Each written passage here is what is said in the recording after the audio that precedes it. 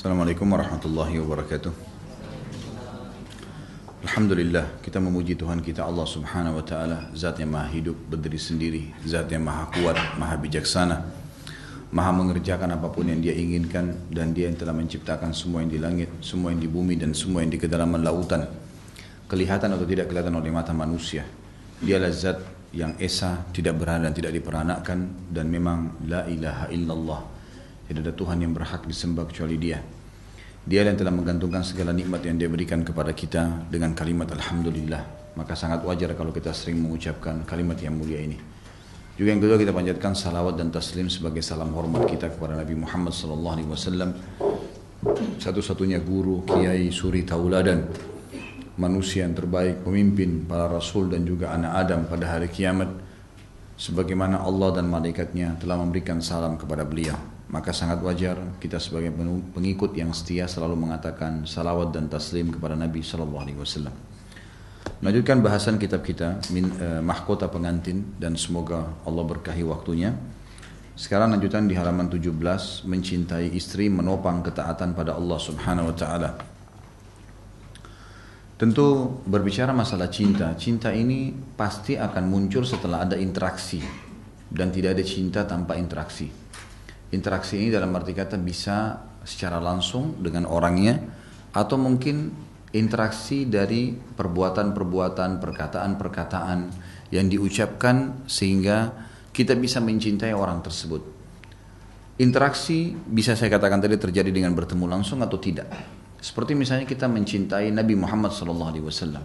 Kita mencintai beliau tidak harus melihatnya secara fisik, tapi interaksi kita dengan perkataan, perbuatan, ya, dengan tuntunan beliau, maka kita mengerjakan apa yang beliau suka dan perintahkan, dan meninggalkan apa yang beliau larang, sallallahu alaihi wasallam. Maka begitu pula dengan masalah cinta ini, dia bisa muncul dengan dua faktor.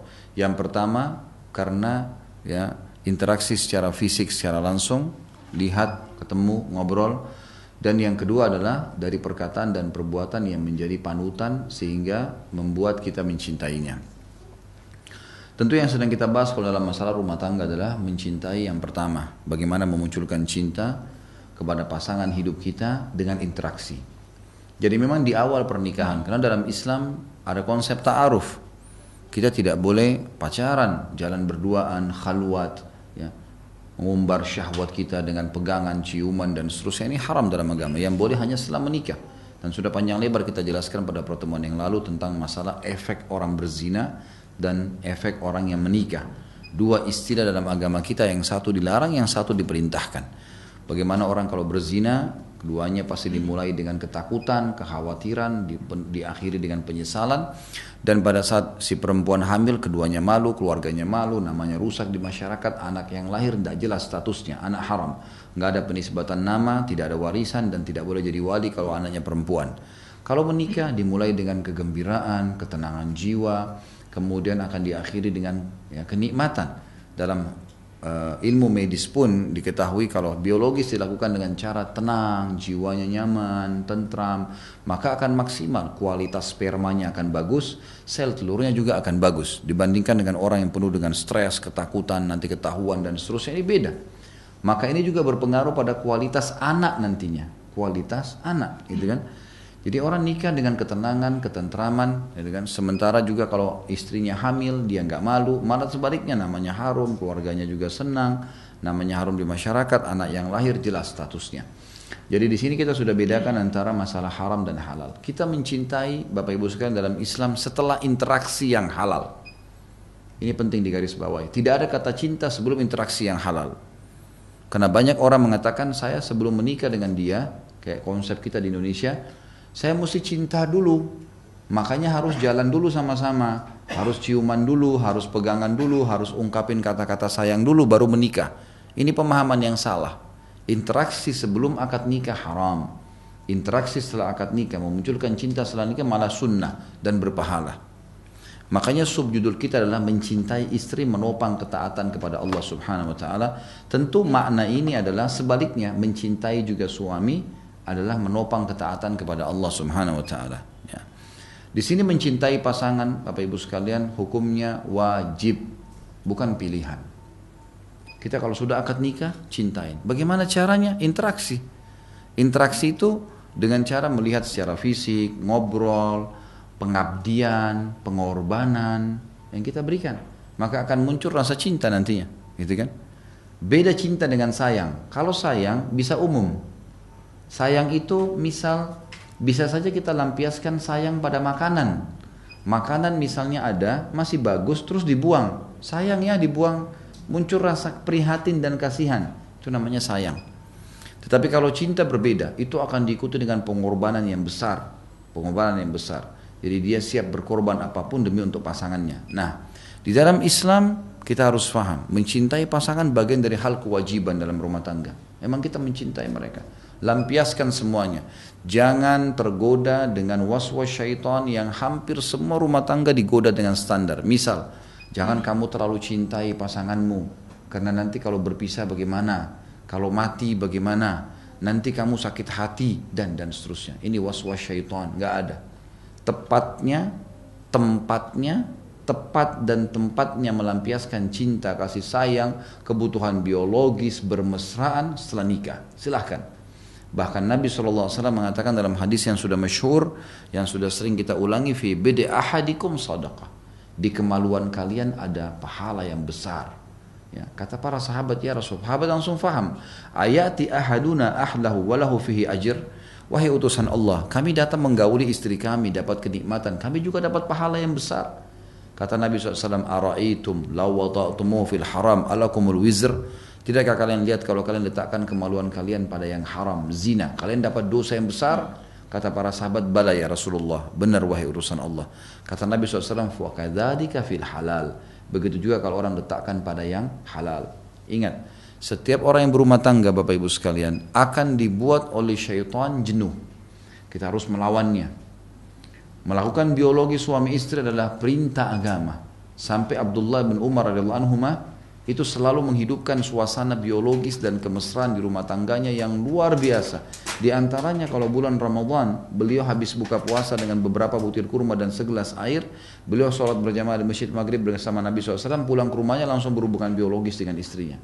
Dihidupkan suasana itu. Dan tentu ada hal-hal yang harus dijaga.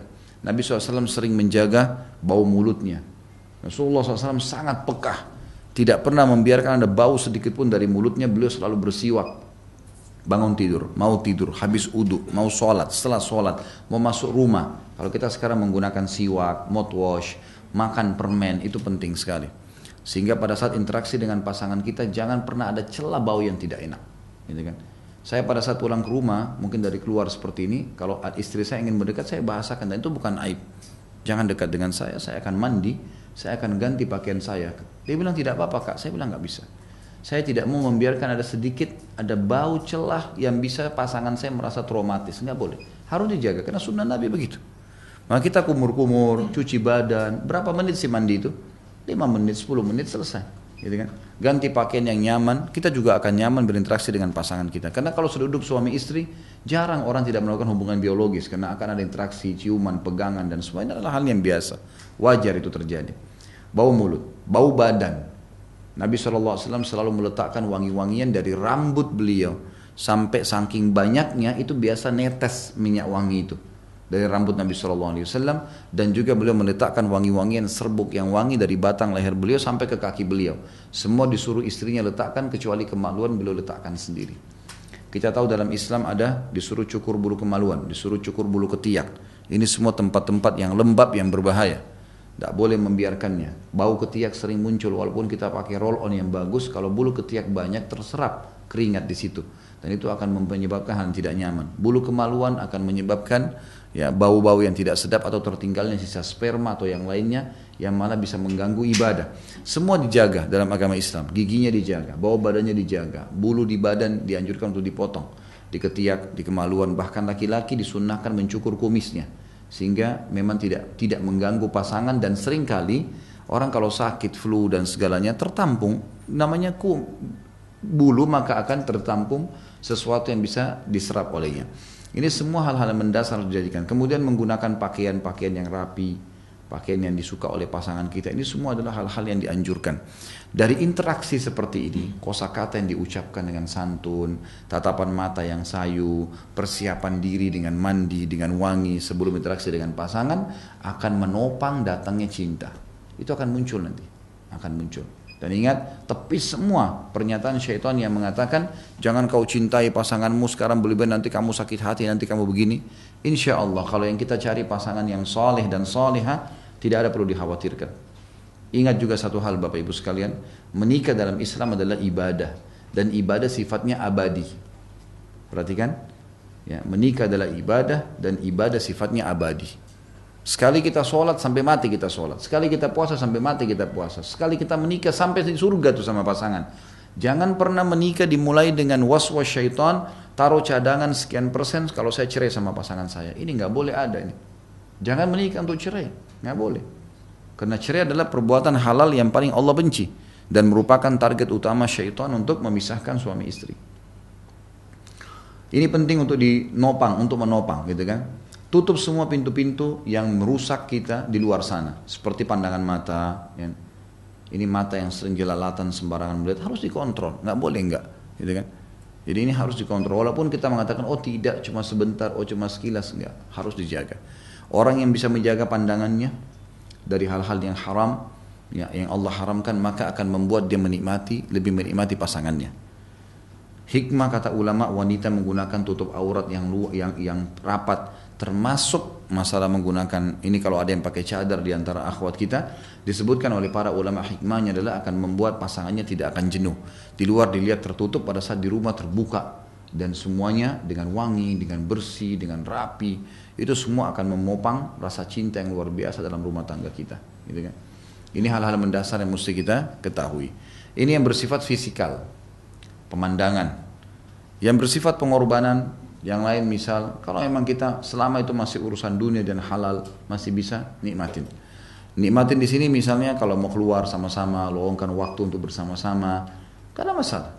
Kenapa orang-orang yang melakukan hal yang haram bisa berpacaran malam minggu, kenapa suami istri gak bisa?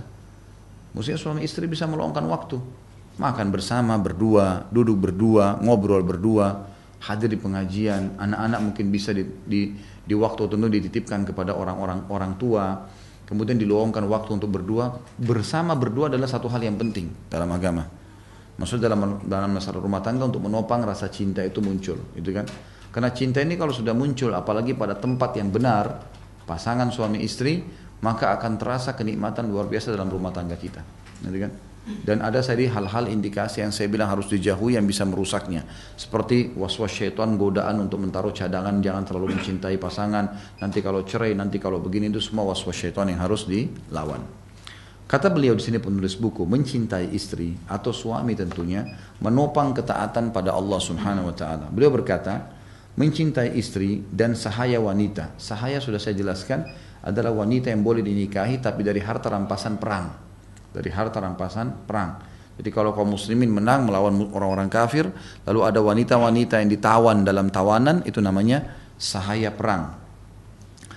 Atau sahaya wanita yang dimilikinya dapat menopang terlaksananya apa yang disyariatkan Allah kepadanya, yaitu memelihara kesucian diri dan keluarganya, sehingga dirinya tidak menginginkan wanita lain yang diharamkan. Demikian pula memelihara kesucian wanita sehingga dirinya tidak menginginkan laki-laki lain. Bagaimana mereka hanya melampiaskan pada pasangan yang halal. Setiap kali rasa cinta di antara suami istri, ya, setiap kali rasa cinta di antara suami istri lebih sempurna dan lebih kuat, maka apa yang dituju tersebut lebih sempurna, sebagaimana Allah berfirman, setiap kali cinta itu makin lengkap, makin sempurna, maka makin tercapai target dari rumah tangga. Saling berkorban, ya, saling menaungi, saling melindungi dan seterusnya. Sebagaimana Allah SWT berfirman dalam surah Al-A'raf 189, Huwallazi khalaqakum min nafsin wahidah, ya, wa khalaqa minha zawjaha, ya, yaskunu ilaiha.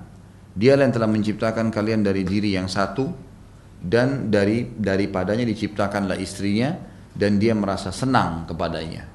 Ini kata-kata senang adalah bagaimana seseorang itu merasa tenang. Dan juga surah Ar-Rum ayat 21, wa min ayatihi an khalaqa lakum min anfusikum azwajan litaskunu ilaiha wa ja'ala bainakum mawaddatan wa rahmah inna fi dzalika laayatin liqaumin yatafakkarun. Di antara tanda-tanda kekuasaan dia adalah dia menciptakan untuk kalian istri dari jenis kalian sendiri, pasangan dari sama-sama manusia, agar kalian cenderung dan merasa tentram kepadanya. Bagaimana caranya? Dengan maksimal mencintai, berkorban, menyayangi pasangan kita, ya. Agar kalian cenderung dan merasa tentram kepadanya, dan dijadikanlah di antara kalian rasa sayang, rasa kasih dan sayang. Sungguhnya pada mereka itu benar-benar terdapat tanda-tanda bagi kaum yang marum berfikir.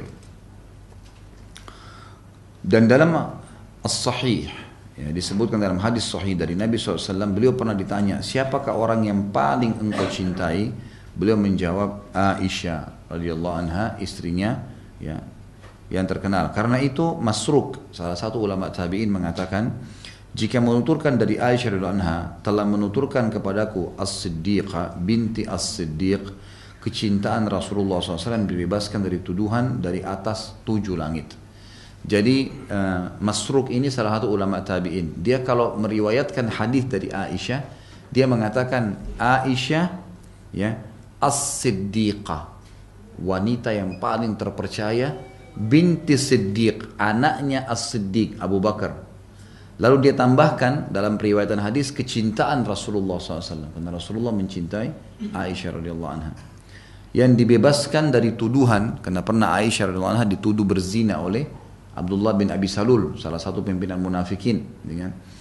Kemudian Allah bebaskan dari tuduhan tersebut dari atas 7 langit, ya, atau dari atas langit ke-7. Di sini berarti pelajaran kita ambil bahwasanya Nabi SAW disebutkan mencintai istri beliau, mencintai istri beliau. Sahih juga dari Nabi SAW, beliau bersabda, hubbiba ilayya minad dunya an-nisa'u wat-tibu wa ju'ila qurratu aini fis shalah. Dijadikan untukku dari dunia ini kecintaan dengan kepada wanita dan yang baik-baik, ya. Sebenarnya at-tib itu bukan makna baik-baik. Kalau yang pegang bukunya di halaman 18, hadis yang saya bacakan ini terjemahan at-tib bukan yang baik-baik, tetapi minyak wangi, wangi-wangian. Nabi SAW paling gemar dengan wangi-wangian, ya. Beliau mengatakan boleh seseorang mencintai wanita istrinya, kemudian wangi-wangian yang dia gunakan, serta Allah menjadikan hiburanku pada sholat. Hadis ini juga sudah disebutkan sebelumnya, dikeluarkan oleh para ulama hadis. Beliau mengatakan bukan suatu yang tercela bila seorang laki-laki mencintai istrinya, kecuali bila hal itu melalaikannya dari mencintai apa yang lebih bermanfaat baginya, yaitu mencintai Allah dan Rasulnya. Jadi boleh orang mencintai istri bisa mencintai, tapi nggak boleh melebihi mencintai Allah dan Rasulnya. Misal, waktu sholat ditahan, udah nggak usah sholat dulu, sama aku aja. Ini nggak boleh. Allah dan Rasulnya perintahkan sholat, harus mendahului sholat. Bahkan kalau perlu saling topang. Kalau kita sayang sama pasangan kita, bangunin. Ingat sabda Nabi SAW, ya, semoga Allah merahmati seorang laki-laki yang bangun tengah malam, kemudian dia bangunkan istrinya. Jadi kalau dia cinta, dia bangunkan istrinya. Ya. Kalau istrinya nolak untuk bangun sholat bersama, dia percikin air di wajahnya. Bangun. Romantis dalam Islam adalah dilakukan pada saat beribadah berdua. Jadi juga perlu satu hal di sini Bapak Ibu sekalian, jangan kita terpengaruh dengan film-film nih. Film banyak menggambarkan bagaimana keromantisan orang non-muslim. Bahkan masuk dalam romantis adalah bercumbuan di depan umum, di pantai, di gunung, di jalanan. Ini bukan romantis ini, sama sekali. Romantis dari mana pasangan kita dilihat oleh orang lain? Ini salah pemahamannya. Romantis itu justru orang berduaan di ranjang, memang di kamar, di tempat yang tertutup, dan mereka bebas melakukan apa saja, gitu kan? Maka ini pemahaman yang salah, ini harus diluruskan, gitu kan? Waktu saya baru menikah, Bapak Ibu sekalian, saya punya pengalaman, istri saya kadang-kadang mengatakan, bagaimana kalau kita kesini, bagaimana kalau kita kesini, gitu. Yang umum kadang-kadang tercipta di benak dia sebelum menikah, ternyata romantis itu kalau duduk berdua di pantai. Romantis itu kalau duduk berdua makan di rumah makan ada lilinnya. Karena itu ditangkap dari film-film, rupanya ditonton sebelumnya, gitu kan. Sebelum nikah dengan saya dia belum paham, gitu kan. Terus saya coba mengubah image saya, mengatakan, kalau seandainya saya mengucapkan kata cinta dan sayang kepada kamu di sebuah restoran dan dilihat oleh orang lain, saya melihat itu bukan keromantisan. Kalau romantis adalah saya mengucapkan itu bersama kamu di kamar ini. Kalau butuh makan, makan berdua. Mau suap-suapan gak masalah, tapi gak ada orang lain yang lihat. antara kamu dengan saya dan Allah Subhanahu wa taala. Itu keromantisan. Romantis salah kalau dipamerin ke orang lain. Makanya banyak orang yang salah paham dengan poin ini. Mereka menganggap romantis kalau jalan di pinggir jalan kegandengan tangan dan peluk-pelukan. Pemahaman yang salah ini. Nabi SAW tidak pernah jalan bergandengan dengan istrinya. Bukan berarti tidak romantis. Bahkan istri Nabi SAW sering jalan di belakang Nabi SAW. Nabi di sebelahnya pas. Gitu kan? Tapi dia bilang, bukan tidak boleh gandengan ya. Tapi kalau dianggap gandengan adalah sesuatu yang romantis, ini pemahaman yang salah. Kecuali bergandengan dengan ya di tempat-tempat yang memang tidak terlihat. Ini perlu dipahami semua. Jadi peka bagaimana membedakan antara yang halal dan yang tidak halal, gitu kan? Orang menganggap romantis kalau duduk di pantai. Orang kalau ngeluangin waktu di pantai, kemudian sama tadi orang lihat, dianggap mereka bercumbuan di pantai adalah romantis. Orang-orang lihat, oh bangga. Ini semua pemahaman yang salah. Ini karena persepsi direkam dari film-film. Dan sudah saya bilang teman-teman sekalian, tidak boleh membangun rumah tangga dalam Islam dengan menonton film-film non-muslim. Tidak boleh melakukan biologis dengan nonton film porno. Haram dalam Islam. Itu merusak sebenarnya potensi yang ada pada diri Anda pribadi. Kita semua punya potensi untuk melakukan biologis, bercumbuan dengan pasangan kita tanpa tontonan. Kata para ulama, orang ciuman, orang sentuhan badan, orang meletakkan kemaluan di kemaluan itu sebuah fitrah yang Allah berikan. Seperti kita tahu memasukkan makan di mulut. Seperti kita tahu kalau mata fungsinya melihat, telinga mendengar, lidah merasa, semua kita bisa tahu. Tidak ada tontonan khusus. Bayangkan kalau orang tonton film tidak benar, apa yang terjadi kira-kira? Pertama, mendukung perzinahan. Kedua, melihat aurat orang lain. Nah, itu. Ketiga, pasangan kita ini yang bahaya sekali efek secara kejiwaan akan melihat orang yang lebih baik daripada kita. Film itu lebih baik. Suaminya dikalahkan oleh laki-laki itu secara kekar tubuhnya, warna kulitnya, gantengnya. Istrinya dikalahkan oleh perempuan tersebut karena poster tubuhnya, warna kulitnya, kecantikan paras wajahnya. Yang terjadi akhirnya pada saat biologis menutup mata membayangkan yang ada di film. Dan ini hukumnya haram, nggak boleh. Ya, itu. Membayangkan juga ya itu akan membuat kita tidak akan menikmati pasangan. Pasangan kita sudah setengah mati berusaha memuaskan kita, akhirnya kita tidak menikmatinya kecuali dengan membayangkan orang lain. Ini penyakit teman-teman sekalian. Kalau ada pada Anda obatin. Baca a'udzubillahi minasyaitonirrajim pada saat berhubungan biologis sama pasangan kalau itu terlintas dan buka mata kita nikmatin pasangan itu. Itu yang Allah halalkan. Nah, ini hal-hal peka begini saya sampaikan supaya memang terungkap ya cara untuk beromantisan dalam Islam, cara untuk mencintai pasangan, ada caranya, gitu kan? Dikatakan bukan hal yang tercela bagi seorang laki-laki mencintai istrinya kecuali bila hal tersebut melalaikannya dari mencintai apa yang lebih bermanfaat baginya, itu mencintai Allah dan Rasulnya, atau menyaingi kecintaan kepada Allah dan Rasulnya. Sampai saya bilang sama istri saya, romantis yang benar adalah kalau malam saya bangunin kamu sholat malam, kita sholat tahajud bersamaan. Itu keromantisan, gitu kan? Boleh berzikir sambil baring di paha pasangan. Nabi SAW seringkali baring di paha Aisyah. Itu dalam riwayat dikatakan. Boleh saja. Itu keromantisan. Nasihatin dia baik-baik dengan menatap wajahnya, menatap matanya. Itu halal semua dalam agama Islam. Itu keromantisan. Dan ini bagaimana bisa dipertemukan antara ini dengan orang dianggap berduaan di pantai dan orang-orang lain melihatnya.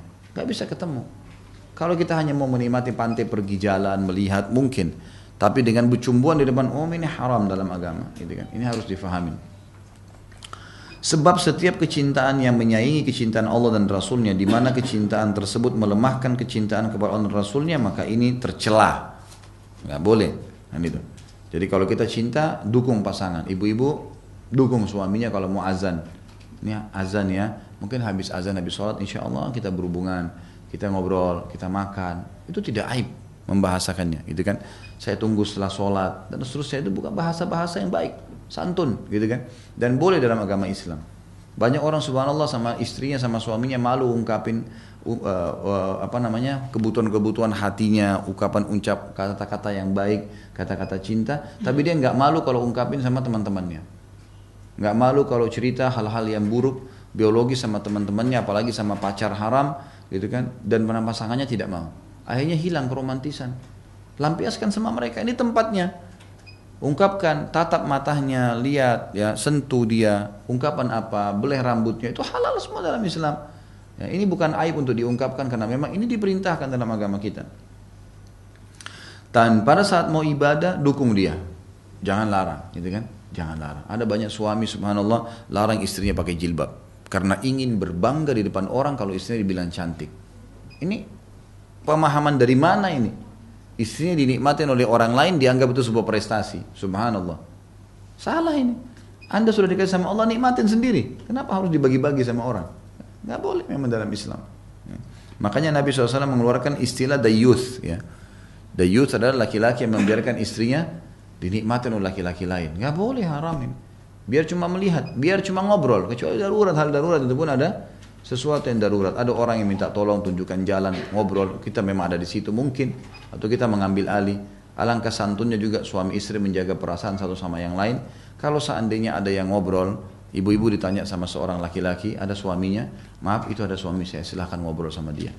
Ada seorang yang konsultasi, nanya, silahkan ini, ada orang. Alihkan, itu kan? Seperti itulah lebih aman. Gitu. Rasulullah SAW menyukai minuman dingin, lagi manis, menyukai manisan dan madu, serta menyukai menunggangi kuda. Pakaian yang beliau sukai adalah kemeja. Ya. Di sini kemeja dibahasakan zaman dulu tuh karena ada kancing. Jadi semua yang berkancing Nabi SAW gemar, gitu kan. Beliau juga menyukai daba, ya. Daba ini belalang yang digoreng, gitu kan. Kalau kita sekarang mungkin macam-macam kata ulama ini masuk dalam istilah ini apa saja yang digoreng kering, biasanya udang, cumi, itu semua adalah makanan-makanan yang dibolehkan. Daba itu belalang, tapi umumnya zaman dulu dibakar. Mereka tidak menggorengnya tapi membakarnya. Namun kecintaan ini tidak menyamai kecintaan kepada Allah. Semua pakaian, hubungan dengan istri sama suami ini tidak mengalahkan cinta kepada Allah dan Rasulnya. Bahkan terkadang hati dan keinginan terhimpun untuk hanya mencintai Allah.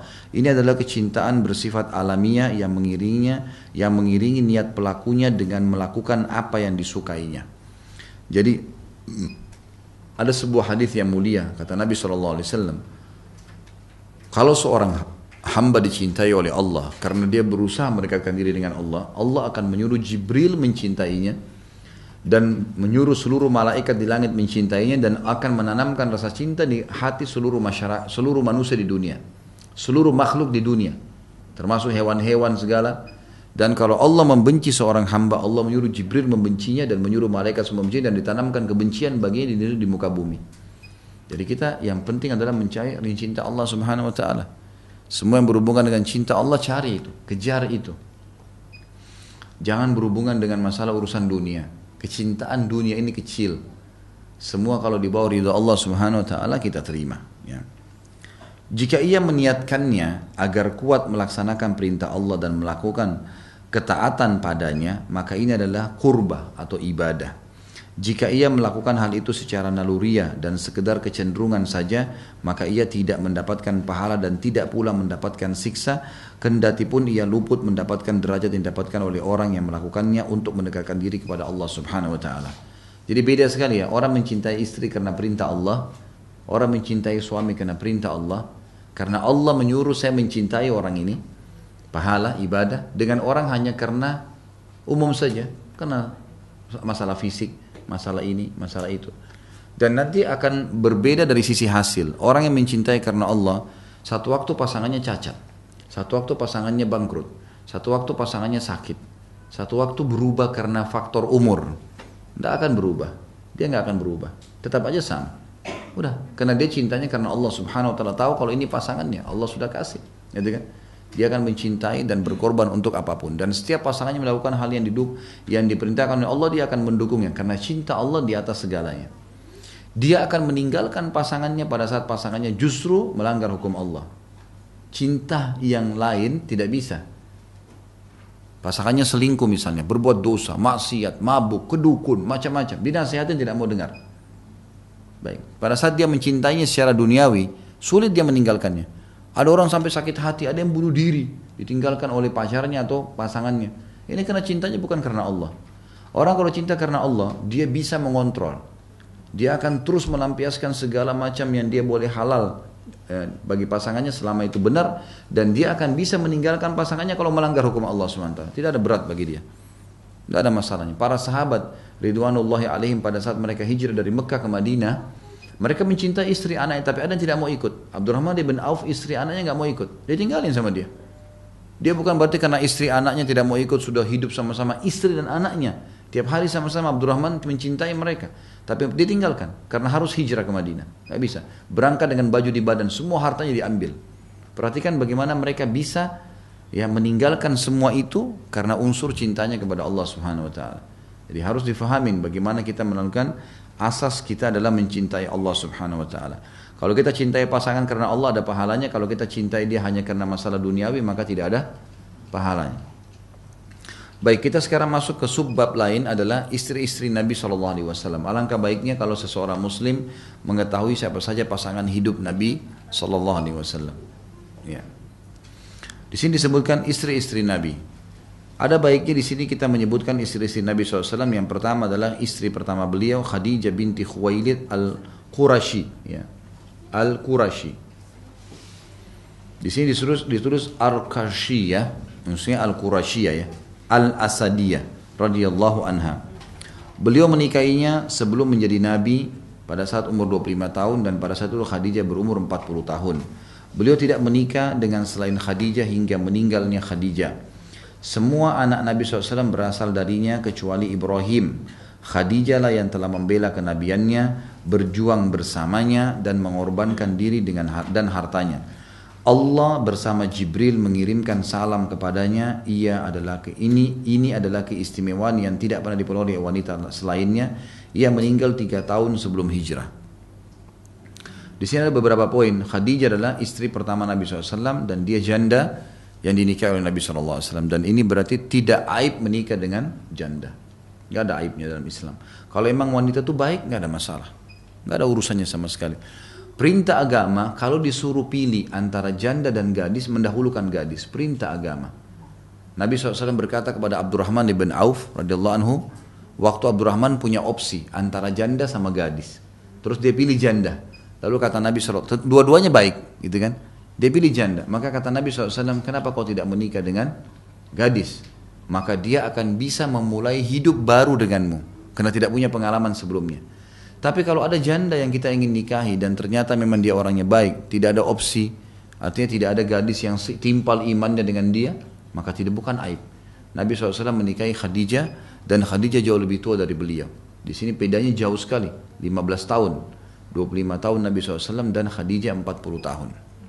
Itu pelajaran pertama dari Khadijah. Yang kedua, beliau Nabi SAW pada saat itu menikah belum ada perintah agama. Dan di awal-awal Islam belum ada perintah poligami dalam Islam awalnya. Maka Nabi SAW tidak menikah kecuali dengan Khadijah karena belum ada perintah poligami. Makanya kita lihat nanti akan datang perintah poligami setelah Khadijah meninggal, maka Nabi SAW lalu melakukan perintah tersebut. Berarti sesuai dengan syariat Allah Subhanahu Wa Taala. Ini banyak muslimah yang salah faham. Nabi SAW menikah sama Khadijah buktinya tidak poligami sampai Khadijah mati. Itu di awal Islam. Ini di awal Islam. Dan kalau anda mengaku beriman pada Allah dan saya bilang tadi asas pertama cinta kepada Allah berbeda. Wanita yang cinta kepada Allah tahu hukum Allah Subhanahu Wa Taala, gitu kan? Kalaupun kita belum bisa melakukan, maka itu kita pribadi yang harus lebih belajar. Dan jangan pernah salahkan orang yang sudah melakukannya. Orang yang sudah rajin sholat malam, kita belum sholat malam, jangan kita mengatakan kok bisa dia sholat malam, ya nggak usah sholat malam lebih enak tidur. Loh, orang sudah melakukan kesempurnaan agamanya. Harus kita malah memberikan acungkan jempol buat dia. Ini enggak, orang poligami malah diaib-aibkan. Ini nggak boleh, diolok-olok, hukum Allah. Kita bisa biar mendatangkan 1 juta argumentasi, tetap ini perintah Allah, nggak bisa dibantah. Hukum Allah Subhanahu Wa Taala. Tinggal bagaimana orang melakukannya dengan adab dan ilmu, tidak sembarangan, gitu kan? Nanti akan ada bahasan di buku kita khusus masalah poligami, akan kita bahas panjang lebar tentang masalah itu, bagaimana adab-adabnya, apa kira-kira tujuan-tujuan syariatnya. Kita pelajari baru kita renungin, gitu kan? Tapi jangan mulai dengan penolakan hanya karena kita belum punya ilmunya, nggak boleh. Kita tolak haji dan umrah sudah deh, saya nggak mau pergi karena rame di sana. Dia nggak, terus kemudian salahin orang-orang yang pergi, gimana cara? Orang jutaan yang pergi ke sana kok, nggak ada masalah mereka, gitu kan? Nggak ada masalah. Maka harus difahamin masalah ini. Ini juga pelajaran kedua dari poin yang penting, kadang-kadang kecil tapi butuh penjelasan. Nabi SAW tidak menikah dengan selain Khadijah hingga meninggal karena di awal Islam belum ada perintah poligami. Yang ketiga, semua anak Nabi SAW darinya. Nabi punya anak berapa? 7. Ya, 7, 3 laki-laki, 4 perempuan, tapi 6 orang dari Khadijah. 1 dari Maria Kipti. Maria Kiptia nanti akan kita sebutkan, ini ada wanita yang dihadiahkan oleh Raja Mesir untuk Nabi SAW. Maka beliau mendapatkan anak Ibrahim dari sana. Tapi dari Khadijah, dari umur 40 tahun pun menikah, Masya Allah, Allah masih kasih anak 6 orang. Gitu kan. Yang pertama dari laki-laki itu Abdullah, dan yang kedua Qasim, yang pertama, yang kedua Abdullah. Makanya julukan beliau Abul Qasim. Ya, Abul Qasim. Kemudian 4 perempuan, ya, Ruqayyah, Ummu Kalthum, Zainab, dan Fatimah. Ini semua dari Khadijah radhiyallahu anha. Dan ini pelajaran ibu-ibu sekalian, hati-hati dengan waswas syaitan. Perempuan itu makin sering melahirkan, makin sehat. Ini banyak orang tidak faham. Dan ini ada, saya angkat di YouTube, ada ceramah saya masalah manajemen rumah tangga Islami. Panjang lebar saya sebutkan makna hadis Nabi SAW. Wanita ahli surga ada 4, di antaranya wanita yang banyak melahirkan. Ternyata di sini Allah Subhanahu wa taala, kata para ulama hikmahnya, kenapa membuat wanita melahirkan? Susah, 9 bulan hamil, harus begini, letih melahirkan, merasakan ada sedikit sakit. Tapi Allah hubungkan dengan apa? Pahalanya sama dengan pahala jihad. Kalau dia meninggal pada saat melahirkan, termasuk dalam masa nifas, mati syahid. Setiap anak yang lahir wajib berbakti dengannya, gitu kan? Dan ternyata subhanallah, di rahim wanita itu butuh peremajaan. Yang paling sederhana haid setiap bulan. Kalau dalam pandangan beberapa ilmu medis mengatakan itu adalah sel telur yang tidak terbubuhi, gitu kan? Tidak terbenihkan, maka otomatis keluar darah haid. Itu secara medis pandangannya. Tapi kalau secara syar'i tidak seperti itu. Darah haid itu tidak ada hubungannya, tidak spontanitas berhubungan langsung sama sel telur, karena sel telur itu lebih halus daripada debu. Bagaimana dia bisa mendatangkan darah sampai seminggu, gitu kan? Itu adalah proses alami di mana Allah akan meremajakan rahim seorang wanita. Dan puncak peremajaan itu untuk kesehatannya nifas. Darah yang keluar setelah melahirkan. Ini puncaknya. Makanya kita temukan wanita yang sering melahirkan. Coba Bapak Ibu renungi orang-orang dulu. Nenek-nenek kita anaknya 10, 12, sehat. Luar biasa. Beda dengan sekarang misalnya orang punya 2 anak, 1 anak. Apalagi kalau dia memang sengaja haramkan dirinya. Ada wanita subhanallah diharamkan, ditutup kandungannya, nggak mau lagi hamil. Ini karena persepsi yang salah. Ini salah teman-teman sekalian. Kalau ajal datang akan datang, mau lahirkan atau tidak, gitu kan? Tidak ada hubungannya. Bahkan ada wanita, banyak wanita yang saya ketahui beritanya, bahkan sudah divonis oleh dokter berbahaya kalau hamil, dia hamil sehat melahirkan, nggak ada masalah bagi dia. Hukum Allah lain kalau sudah berlaku dengan manusia, gitu kan? Ini bukan berarti kita melanggar kalau sudah tidak boleh oleh dokter. Sebaiknya kita ambil cadangan memang. Tetapi kalau sampai terjadi, karena ulama mengatakan haram menggugurkan kandungan kalau sudah ada ruhnya 4 bulan, udah nggak boleh. Di bawah itu masih dipertimbangkan kalau seandainya memang ada hal yang berbahaya bagi si ibu. Kalau nggak boleh, dibiarin. Dan banyak orang akhirnya melahirkan dengan normal. Ini penting untuk diketahui. Khadijah radhiyallahu anha ini sudah umur 40 tahun masih hamil. Kalau kita ambil hukum dalam agama kita per 2 tahun masa menyusui, berarti kali ya 6 anak itu 12 tahun kan? Ya, 6 anak, setiap anak 2 tahun berarti 12 tahun kan? Betul nggak? Baik, 12 tahun. Berarti Khadijah itu sampai umurnya 52 tahun itu masih ada anak. Gitu kan? Dan subhanallah, ibu-ibu ada mertua, saya lihat sendiri mertua kakak saya di Surabaya. Umurnya meninggal itu sekitar umur 90 tahun sekian. Subhanallah, baru berapa tahun meninggal, anaknya dia sendiri melahirkan 16 anak. 16 anak ini laki-laki dan perempuan, dan subhanallah sampai dia mau meninggal, anak-anaknya sampai sudah tua. Anaknya ada yang punya cucu, dia sudah punya cicit. Itu setiap hari gonta-ganti datang ke rumahnya, bawain makanan, perhatikan dia, tidak pernah kesunyian.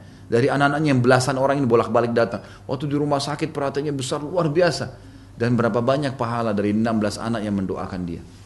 Kenapa harus terpengaruh dengan waswas syaitan, godaan orang-orang non-muslim? Nanti kalau banyak anak pusing, itu nanti kalau banyak anak seperti program KB, banyak anak, nanti akhirnya jadi banyak pengangguran. Belum lahir anak sudah dianggap jadi pengangguran. Gimana caranya pemikirannya itu? Nanti akan macet. Cina itu sampai hampir berapa miliar masyarakatnya, nggak ada masalah. Malah makin banyak SDM, makin banyak potensi. Kenapa kita harus berpikir negatifnya, bisa berpikir positifnya kan? Dan ulama bukan mengharamkan program KB ya, tapi kalau orang mengatakan 2 anak cukup ikutin itu haram. Tapi kalau dia membatasi keturunan 2 tahun sekali, 3 tahun sekali itu boleh dalam Islam, selama bahan-bahannya halal. Tapi ini harus difahamin. Kita dalam syariat Islam ada hukum sendiri. Nggak boleh kita salah dalam melangkah hal-hal yang seperti ini ya. Ini pelajaran lain diambil dari Khadijah. Melahirkan ibu-ibu sekalian adalah kesehatan. Itu permajaan rahim. Dan subhanallah mertua ya, kakak saya ini sampai umur 90 tahun pandangan matanya masih terang. Jalan Masya Allah masih kuat. Sampai kakak saya cerita umurnya 60 tahun masih haid. Gitu kan. Dia menopausnya malah terlambat. Gitu kan. Karena suburnya. Subhanallah. Setiap kali hamil ceritanya selalu gembira. Setiap kali hamil tidak pernah bersedih. Alhamdulillah Allah kasih lagi anak. Dan Allah lahirkan anak-anak dari dia semuanya patuh. Subhanallah, nggak ada anaknya yang membangkang sama dia. Dan semua anaknya menjadi manusia yang baik. Jadi pengusaha-pengusaha, sarjana, baik, Masya Allah, baik semuanya gitu.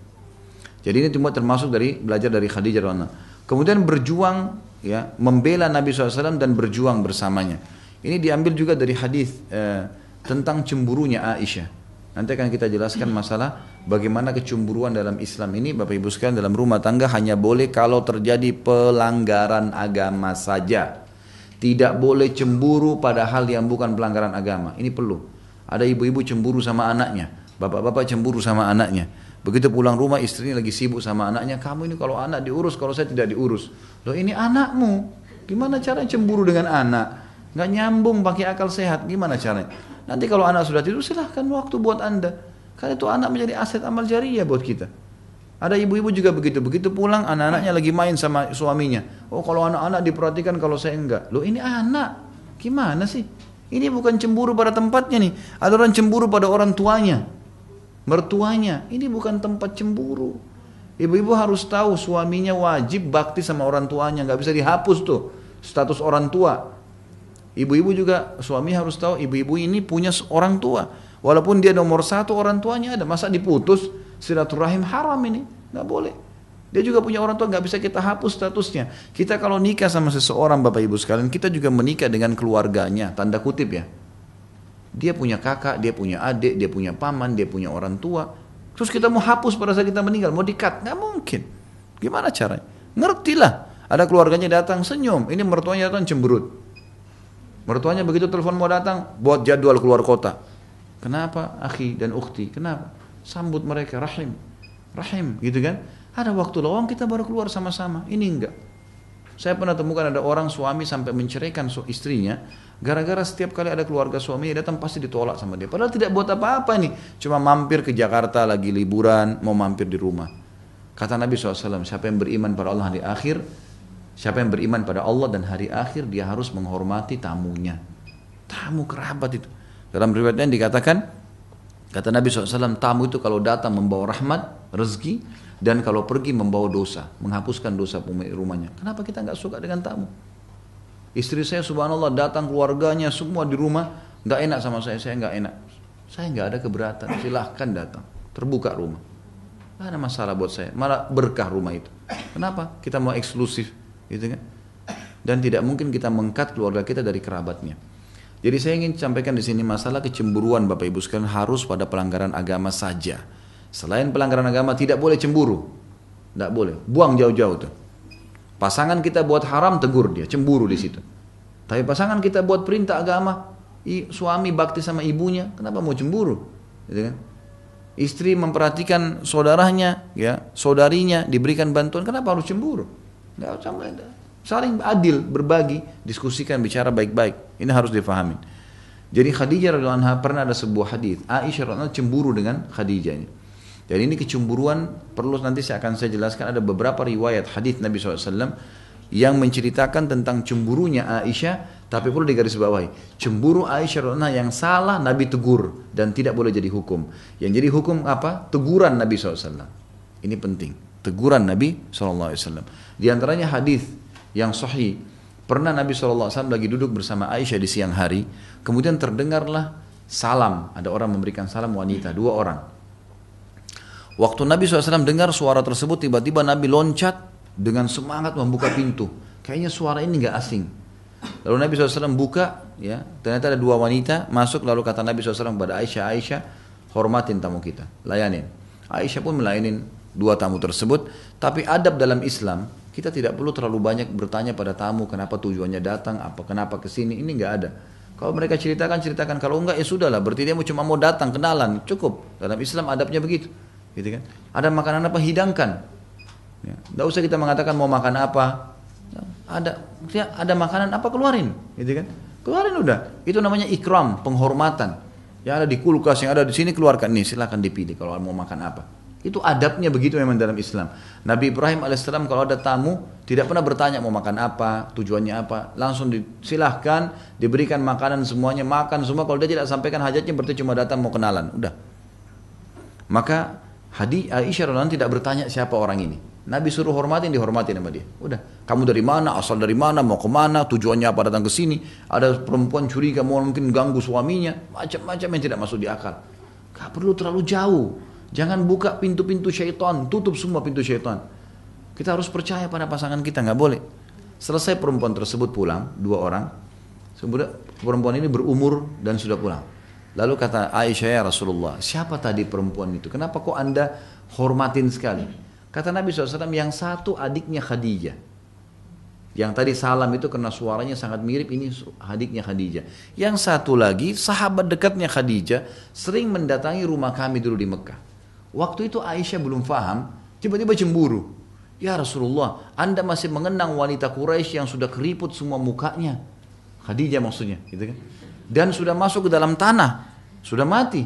Allah sudah gantikan anda dengan wanita yang lebih baik juga dari Quraisy. Maksudnya masih hidup dan muda, cantik, gitu kan? Ini perkataan Aisyah, kecemburuan. Perhatikan, banyak orang salah paham. Ini yang diangkat, ditonjolin. Itu Aisyah aja cemburu. Ini salah. Yang jadi hukum, perhatikan teguran Nabi apa. Ini jadi hukum. Bukan ininya. Orang yang saya sering luruskan Bapak Ibu sekalian. Orang yang selalu mengatakan Aisyah cemburu, Aisyah cemburu. Ini menjelekkan Aisyah radhiyallahu. Keliru. Allah menjadikan Aisyah penyebab keluarnya hukum. Kan gitu. Ini gak boleh salah paham. Perhatikan teguran Nabi SAW, kata Nabi SAW, wahai Aisyah, tidak akan pernah ada yang menggantikan Khadijah. Karena Khadijah beriman sama saya di saat orang semua kufur. Khadijah menolong agama ini dengan hartanya. Dan Allah karuniakan saya anak darinya yang tidak dimiliki dari istri yang lain. Ibu-ibu maaf, kalau ada yang nikah sama duda, jangan cemburu kalau cerita masa lalunya. Orang punya masa lalu. Ibu lagi duduk makan sama suami, namanya duda punya masa lalu. Baik, dia cerita, saya dulu kalau sama si fulana, saya sering dibuatin caplok telur kalau pagi. Oh sudah, kamu ingat aja sana, pergi sama sana. Mana caranya? Adabnya adalah, baiklah, saya coba buatin ya, mudah-mudahan buatan saya lebih enak. Selesai. Dengan cara ini dia redam pintu setan dalam dirinya dan juga dia bisa mengambil hati suaminya. Oh iya, ternyata dia bisa gantikan. Kan begitu. Gak boleh orang. Bapak-bapak nikah sama janda, jandanya menceritakan, dulu saya kalau sama si fulan, kadang-kadang malam Ahad saya dibawa jalan. Oh sudah, kamu kenang aja itu, pergi sana dan seterusnya. Ini gak boleh. Baiklah, mudah-mudahan Allah mudahin saya punya waktu. Romantis bicara, kenapa sih? Baik. Ya. Mudah-mudahan Allah mudahin waktu saya akan ajak insya Allah di tempat yang lebih baik dari kau dulu diajak. Selesai. Sekarang sudah jadi istri kita. Harus kita memang lebih baik dari yang sebelumnya tentunya. Seperti itulah menanggapinya. Di sini Aisyah radhiyallahu anha meminta maaf pada Nabi SAW. Nah ini orang banyak tidak paham nih. Ternyata Aisyah baru tahu radhiyallahu anha itu salah. Nggak boleh. Menghina istri yang lain tidak dibolehkan. Ya, maka Aisyah meminta maaf Bapak Ibu sekalian. Dan ini banyak orang salah paham dengan riwayat ini. Dianggap Aisyah cemburu saja. Main cemburu. Ada beberapa riwayat saya sebutkan sekalian semua adalah lebih dari 5 riwayat ya, tapi yang saya coba sebutkan 5 riwayat tentang cemburu Aisyah dan ini semua diluruskan oleh Nabi SAW. Yang pertama tadi cemburu Aisyah dengan ya Khadijah dan ini ditegur oleh Nabi SAW. Berarti tidak boleh. Berarti tidak boleh ya. Kedua adalah cemburu Aisyah radhiyallahu anha dengan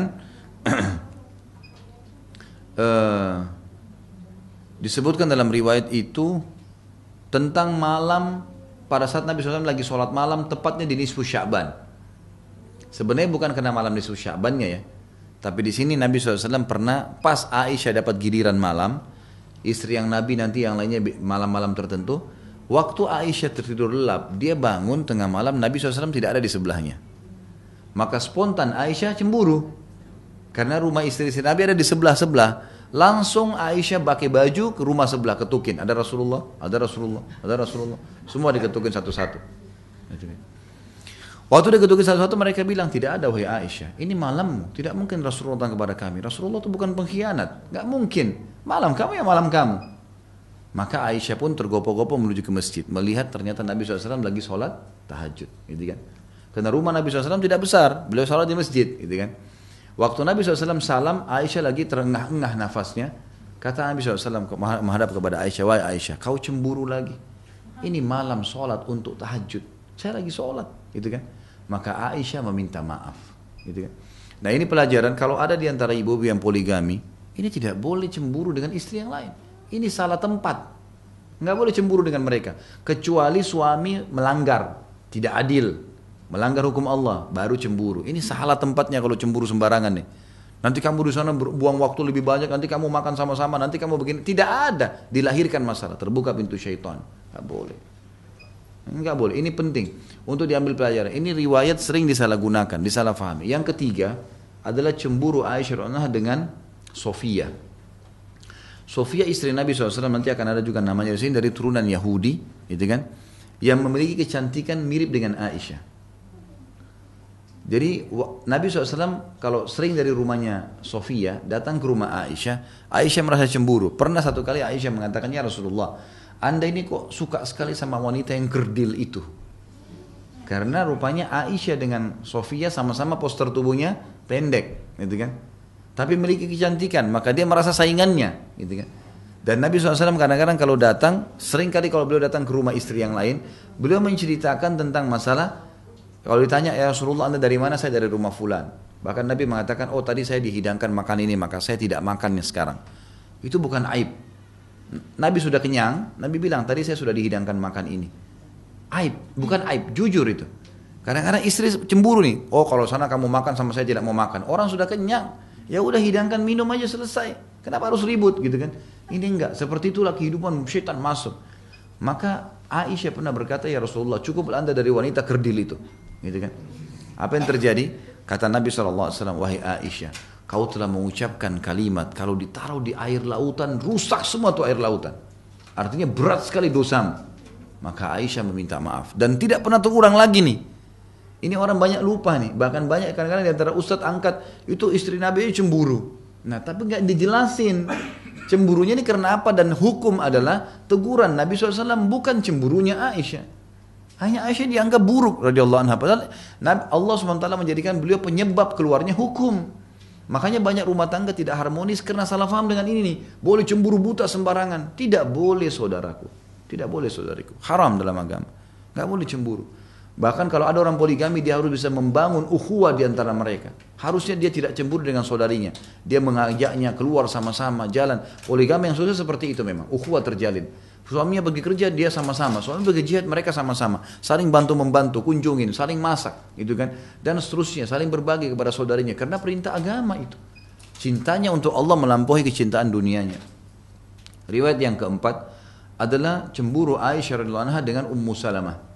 Ummu Salamah radhiyallahu anha pernah, waktu Aisyah lagi duduk bersama Nabi SAW di siang hari, lalu dihidangkanlah senampan kurma. Tujuannya Ummu Salamah, karena Ummu Salamah ini sudah berumur lebih tua dari Nabi SAW. Maka Nabi SAW lagi duduk sama Aisyah, Ummu Salamah niatnya baik, ini hadiahin kurma supaya dimakan sama Abi dan Aisyah, gitu kan? Waktu Aisyah melihat pembantu Ummu Salamah bawa, cemburu, di tepi piring itu, jatuh, tumpah semua kurmanya. Lalu kata Nabi SAW, pungutlah kepada pembantunya Ummu Salamah, ibumu sedang cemburu, gitu kan? Ibumu sedang cemburu. Lalu Aisyah malu dan minta maaf dengan Nabi SAW. Dan ini tidak pernah terjadi lagi. Setelah itu Ummu Salamah hadiahkan makanan, istirahat dengan makan, tidak pernah lagi Aisyah cemburu. Hal yang baik. Orang niat baik kasih makanan kok kita nilai negatif, nggak boleh nih. Bahkan kadang-kadang su'udhan, syaitan datang, diberikan hadiah oleh istri lain, kenapa nih dikirimkan nih? Ada sihirnya barangkali, ada begini, ada begitu, macam-macam. Ini syaitan semua, nggak boleh, gitu kan? Nggak boleh. Ini termasuk riwayat. Pernah juga Aisyah cemburu dengan Saudah binti Zam'ah. Gitu kan? Aisyah lagi buat makanan. Waktu itu kebetulan Nabi SAW lagi ada di satu tempat yang keduanya ada, Saudah dan Aisyah ada. Lalu Aisyah melihat Saudah, dia cemburu, lalu dia berkata, ya Rasulullah, ini buatan saya. Dan dia hadap ke Saudah mengatakan, kau harus makan makanan saya nih. Ini buatan saya. Kata Saudah, saya nggak mau. Nanti kan. Kata Aisyah, kalau kau nggak mau saya akan coret makanan ini di wajahmu. Maka kata Saudah, tetap saya tidak mau. Maka Aisyah mengambil betul makanan itu, dicuil di wajahnya Saudah, gitu kan. Saudah balik ke arah Nabi SAW. Kata Nabi SAW, cuil juga wajahnya. Ambil tuh, cuil juga wajahnya Aisyah.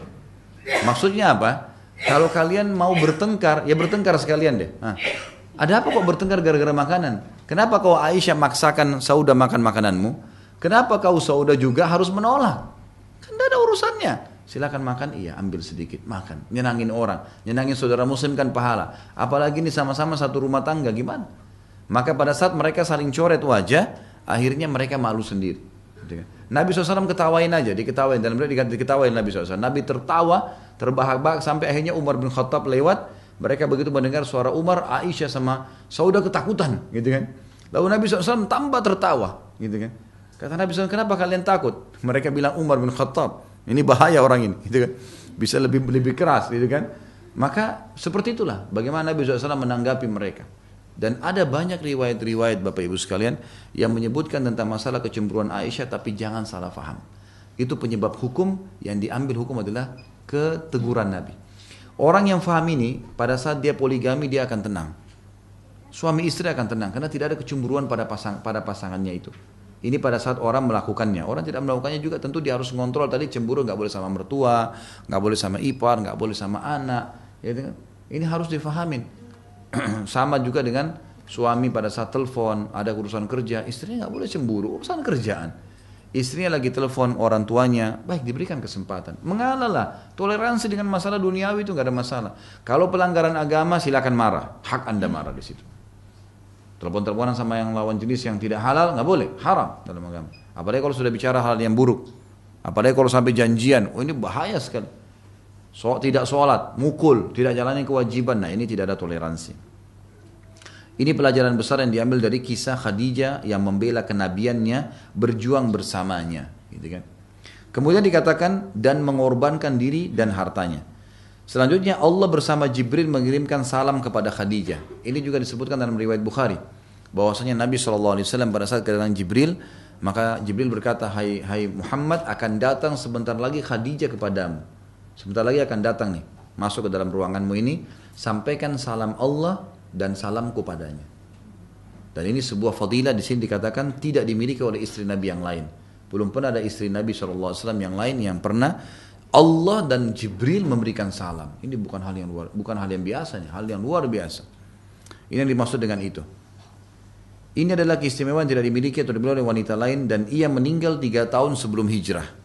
Nabi SAW berdakwah berapa tahun di Mekah Bapak Ibu sekalian? 13 tahun. 13 tahun. Kan beliau umurnya, beliau meninggalkan Mekah di umur 53 tahun ya. 40 tahun pertama masa sebelum kenabian, pas 40 tahun sampai 53 itu fase kenabian. 13 tahun belum berdakwah di Mekah, kemudian di Madinah 10 tahun. Khadijah meninggal 3 tahun sebelum hijrah Nabi SAW ke Madinah. Yang kedua adalah setelah kematian Khadijah, beliau SAW menikah dengan janda, yaitu Saudah binti Zam'ah al-Qurasyiyah. Ya, Saudah binti Zam'ah al-Qurasyiyah. Di situ kalau yang pegang buku ditulis al-Qarsyiyah, itu artinya al-Qurasyiyah ya. Maksudnya dari suku Quraisy, dari suku Quraisy. Dialah yang kelak memberikan hari gilirannya kepada Aisyah. Ya. Saudah binti Zam'ah janda, meninggal suaminya, gitu kan? Kemudian menikah dengan Nabi SAW. Dan ini juga pelajaran yang lain. Kalau Nabi SAW menikah juga dengan janda. Gitu kan? Waktu yang bersamaan, di waktu yang bersamaan turun perintah masalah poligami. Dan Nabi SAW setelah menikah dengan Saudah binti Zam'ah, beberapa hari kemudian menikahi Aisyah radhiyallahu anhum ajma'in. Ya. Dan ini sekaligus diberikan pemahaman tentang masalah adanya hukum poligami dalam Islam. Di poin ketiga, setelah itu beliau menikah dengan Ummu Abdillah Siddiqah binti Siddiqah, maksudnya Aisyah, yang dibebaskan dari atas 7 langit, maksudnya dari tuduhan Abdullah bin Abi Salul tentang perzinahan, kecintaan Rasulullah SAW, Aisyah binti Abi Bakar As-Siddiq radhiyallahu anhum ajma'in. Malaikat telah memperlihatkannya kepada Nabi SAW sebelum menikahinya dalam keadaan wajahnya tertutup dengan sutra. Lalu malaikat mengatakan, ini adalah calon istrimu. Ya, ini disebutkan dalam hadis Bukhari Muslim. Jadi Nabi SAW sebelum menikah dengan Aisyah memang diperlihatkan wajah beliau, ya, wajah beliau. Tentu khilaf di antara ahli sejarah tentang masalah pernikahan umur Aisyah, berapa umurnya menikah. Ada yang memungkiri kalau Aisyah itu umur 6 tahun dinikahi, ada yang mengatakan itu benar. Ringkas cerita Nabi SAW memang menikahi Aisyah pada saat masih muda, gitu kan. Dan ini pelajaran lain dari Aisyah radhiyallahu anha adalah Nabi SAW menikah dengan Aisyah ada dua faktor utama. Yang pertama karena beliau mimpi diperlihatkan oleh Jibril, ya, ini istrimu Aisyah menggunakan cadar di wajahnya dari kain sutra. Artinya perempuan ini punya kedudukan yang luar biasa. Yang kedua adalah karena ayah Aisyah adalah sahabat dekatnya. Dan ini bukan aib menikah dengan anak sahabat. Ini yang banyak hilang di kita nih, gitu kan? Kita menganggap kayaknya nggak mungkin deh. Karena kadang-kadang kita anggap sahabat kita terlalu tua misalnya, atau terlalu jauh, mungkin beda 10 tahun, 15 tahun. Padahal sebenarnya bukan karena faktor umur. Nabi SAW waktu menikah dengan Aisyah, umur beliau 53 tahun. Beda berapa tahun tuh kalau Aisyah misalnya anggap umurnya 14 tahun misalnya, atau 15 tahun. Beda berapa umur dengan Nabi SAW? Kalau kita anggap 13 tahun, bedanya berarti 40 tahun. Dan itu bukan aib. Kalau memang laki-laki itu dewasa, bijaksana, secara fisik memang masih kuat, kenapa? Ada masalah apa? Jadi kan? Kita kadang-kadang terkurung dengan urusan duniawi ini.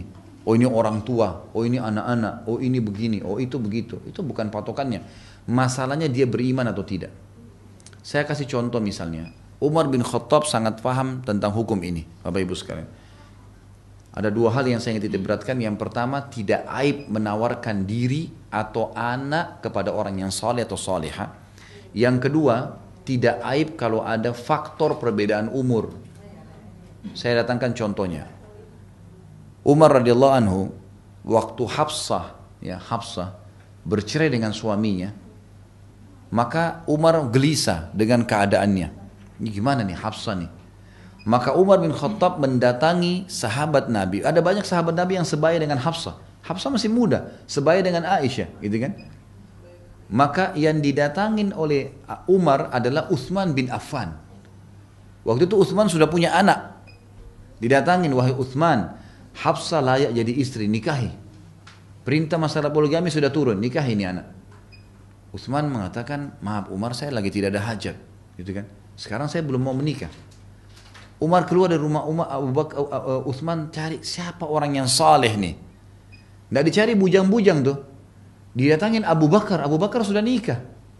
Wahai Abu Bakar, Hafsah layak jadi istri, nikahi dia. Saya ingin menyelamatkan akhiratnya, nikahi. Maka kata Abu Bakar, saya berpikir, diam Abu Bakar. 3 hari Abu Bakar nggak kasih jawaban. Umar pulang, sholat malam, minta sama Allah, ya Allah, utuslah jodoh yang terbaik buat anak saya. 3 hari kemudian datang lamaran Nabi Muhammad SAW. Nabi SAW menikahi Hafsah. Lalu pada saat di hari pernikahan Nabi SAW setelah akad nikah, maka Abu Bakar mendatangi Umar dan berkata, wahai Umar, saya ingin menyampaikan kepada kamu alasan kenapa saya diam 3 hari. Kenapa saya nggak berikan jawaban? Saya mau nikahi anak kamu sahabat saya. Tetapi waktu kamu sampaikan kepada saya, sebelumnya saya mendengar Nabi SAW pernah menyebut nama Hafsah. Berarti Nabi suka dengan anak kamu. Saya tidak ingin melangkahi Nabi SAW. Itu alasannya kenapa saya tidak menikahinya. Tapi pelajaran di sini Bapak Ibu sekalian, ternyata menawarkan anak pada orang yang dianggap kompeten, saleh dan saleh tidak aib dalam agama. Subhanallah, terbalik kasusnya. Ini perbaikin Bapak Ibu sekalian, tolong di Indonesia perbaikin ini, kalau tidak maka makin rusak masyarakat. Kita bangga anak kita gonta-ganti pacar. Dia putus nih sama pacarnya, cari lagi nak, bahkan orang tuanya bantu cariin, gitu kan. Saya pernah bimbing umroh, mereka tidak merasa salah di bus, kebetulan di bagian belakang. Saya sempat dengar ada jemaah saya mengatakan, nih anak saya ini masih gadis nih, baru putus sama pacarnya. Tawarkan ke temannya sebelah, ibu sebelah, oh iya ini sama adik saya aja. Gonta-ganti pacar. Seorang orang tua di Indonesia tidak malu pada tetangganya, ini pacarnya datang, sebulan kemudian putus, pacar baru datang, nggak malu, nggak masalah gonta-ganti pacar. Bahkan dia bangga, anak saya kemarin putus, dia tidak suka pacaran, ini baru datang pacar baru.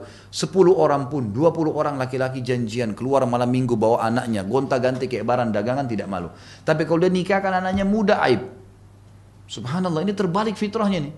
Menikahkan aib, datang suami halal tidur sama anaknya aib, sementara gonta-ganti pacar nggak aib. Ini bagaimana akal pikirannya coba?